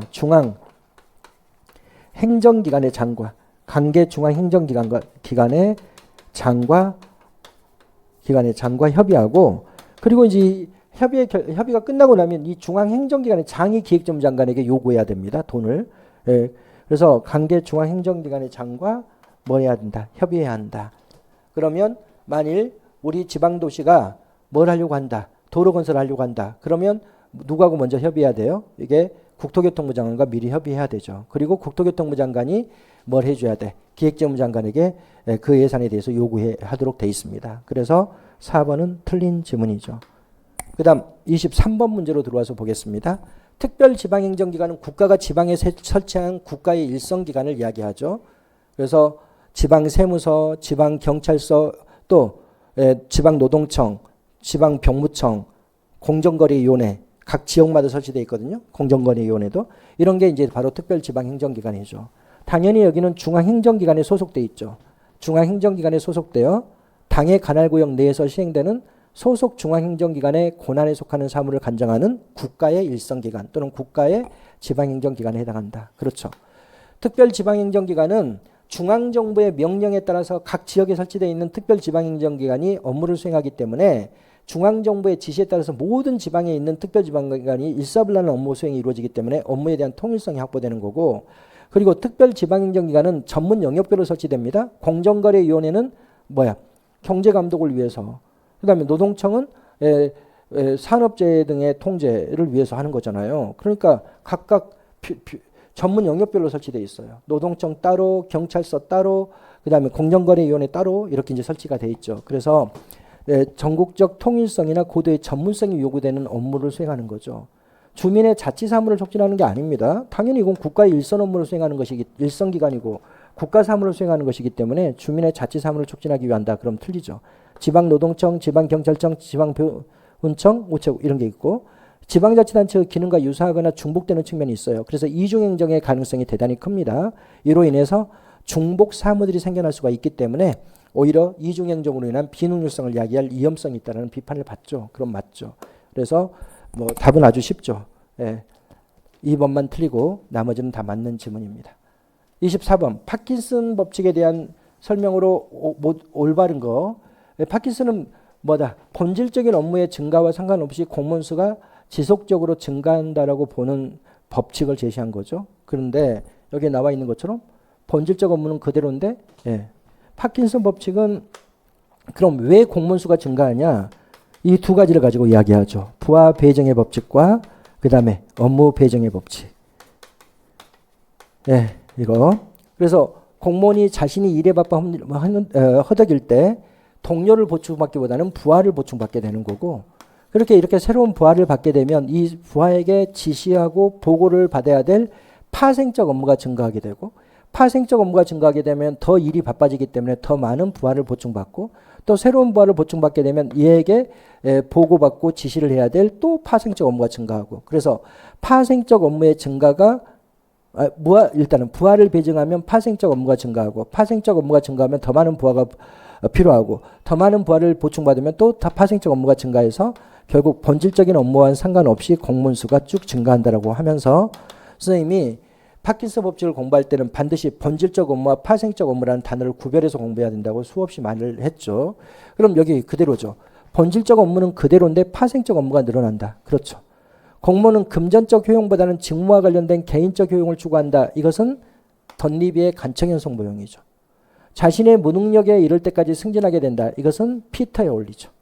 공무원 수는 업무량과 관계없이 증가한다. 정확하게는 본질적인 업무량과 상관없이 증가하죠. 그럼 24번의 답은 기억번하고 리을번만 옳은 거고, 니은번과 디귿번은 피터의 원리와 던리비의 간청현상 모형에 대한 설명이기 때문에 틀린 거죠. 25번 15임용. 15임용은 공무원이 정식 임용되기 전에 일정 기간의 교육훈련 과정을 거치는 것을 우리가 15임용이라 그러는데, 5급 이상 공무원은 1년, 그리고 6급 이하 공무원은 6개월이 원칙이지만 모든 공무원이 15기간을 거치는 것은 아니에요. 여기 5급 이상 모든 공무원 이러면 틀려요. 임기제 공무원이나 이런 사람들은 5급 이상으로 임용된다 하더라도 15 면제예요. 그래서 기본적으로 모든 공무원이 1년을 거친다. 이건 틀려요. 다만 5년 이상 공무원, 5급 이상 공무원은 1년에 15임용 기간을 거친다. 그럼 맞죠. 원칙적으로는. 15임용 기간 중에 있는 공무원은 훈련을 받는 기간 동안에 봉급이 지급되지 않는다. 맞겠어요? 틀리겠어요? 당연히. 그럼 얼마 준다는 거예요? 1호봉을 줍니다. 1호봉. 내가 9급 15임용 기간이다. 그럼 9급 1호봉에 봉급을 주는 거고, 내가 7급 15기간이 있다 그러면 그 사람은 7급 1호봉에 해당하는 금액을 받는 거고, 그리고 이제 5급이다 그러면 5급 1호봉에 해당하는 봉급을 받는데, 그것도 교육훈련 기간에 입수하게 되면 80%밖에 지급 안 합니다. 거기에서도 80% 줘요. 근데 뭐 거기까지 알 필요는 없고, 15임용 기간에 있는 공무원은 훈련받는 기간 동안에 자신이 해당하는 임용될 것으로 예정되어 있는 직급의 1호봉에 해당하는 봉급을 지급받습니다. 그 다음 임용권자는 15임용 기간 중에 공무원으로서 품위를 크게 손상하는 행위를 함으로써 공무원으로서 자질이 부족하다고 판단되는 경우에 공무원을 면직시킬 수 있다. 왜냐하면 15임용은 공무원처럼 강력한 신분부양을 받지 못합니다. 15기간 동안에는. 그러니까 꼭 이것만 돼 있는 게 아니야. 한 10대 개 써져 있어요. 뭐 근무 능력이 부족하다고 판단될 때도 뭐 할 수 있고, 15공무원을 면직시킬 수 있고, 이렇게 품위를 손상하는 행위를 했을 때도 15공무원을 면직시킬 수 있고, 또 정당한 업무 수행이 이루어지지 않을 때도 15공무원을 면직시킬 수 있도록 되어 있습니다. 꼭 이것만 면직 대상이 되는 것은 아니에요. 아주 다양하게 법에 규정이 되어 있죠. 그 중에 하나를 지금 규정해 놓은 거죠. 그 다음 6급 이하 임기제 공무원의 15임용 기간은 6개월이다. 이러면 틀려요. 임기제 공무원은 이건 예전에 계약직 공무원이잖아요. 그리고 임기제 공무원은 몇 년 이내로 근무하도록 돼 있어요. 5년 이내로 근무하는데 거기다가 1년간 15 교육훈련 시킨다. 이게 말이 안 되지. 6급 이하라 그러면 이제 6급 이하니까 6개월간 교육훈련 시킨다. 아니 3년 4년 써먹을 거면서 6개월간 교육훈련 시킨다. 이런 건 없어요. 그래서 아예 임기제 공무원은 어떻게 돼 있어요? 5급이든 6급이든 7급이든 상관없이 임기제 공무원에는 15가 면제돼요. 15 면제가 이루어지죠. 그래서 틀린 거죠. 아주 까다로운 세부적인 법령입니다. 이건 국가공무원법에 명시되어 있는 것도 아니고 공무원 임용령이라는 대통령령에 명시되어 있는 구체적인 내용을 시험 문제로 출제한 것인데, 여기까지 우리가 쭉 봤는데, 문제가 전체적으로 그렇게 어렵게 나온 문제들이 선생님 보기에는 3문제 정도 또는 4문제 정도 이렇게 되고, 나머지 문제들은 충분히 여러분들이 해결할 수 있을 정도의 수준으로 문제가 출제됐다고 생각은 하는데, 또 여러분들이 또 제가 이렇게 말하면 또 기분 나빠하는 사람이 있습니다. 점수가 낮게 나왔는데 니는 뭔데 점수가 그렇게 잘 나올 거라고 생각하냐 이렇게 이야기하면 또 할 말은 없는데, 그러니까 전체적으로 보면 한 서너 문제 정도가 어렵고 나머지는 그렇게 이제 공부를 충실히 한 수험생들의 입장에서는 충분히 해결 가능합니다. 근데 너무 어렵게 나온 것들이 있잖아요. 아까 우리가 봤던 뭐 데이터 3법이라든지 이런 것들은 맞추라고 주는 문제가 아니기 때문에 여러분들이 만일 올해 시험에서 90점 이상 나왔다 그러면 진짜 잘한 거고, 선생님 보기에는 이제 85점 정도 수준으로 공부가 좀 돼 있다면 그 정도 나왔으면 좀 만족할 만한 점수가 아닐까 이렇게 행정학은 생각합니다. 예. 저하고는 여러분들이 오늘 시험 보느라고 너무너무 고생 많으셨는데 마무리 해설 강의까지 듣느라고 더 고생 많았습니다. 네, 오늘 여기까지 하도록 하겠습니다. 고생하셨습니다.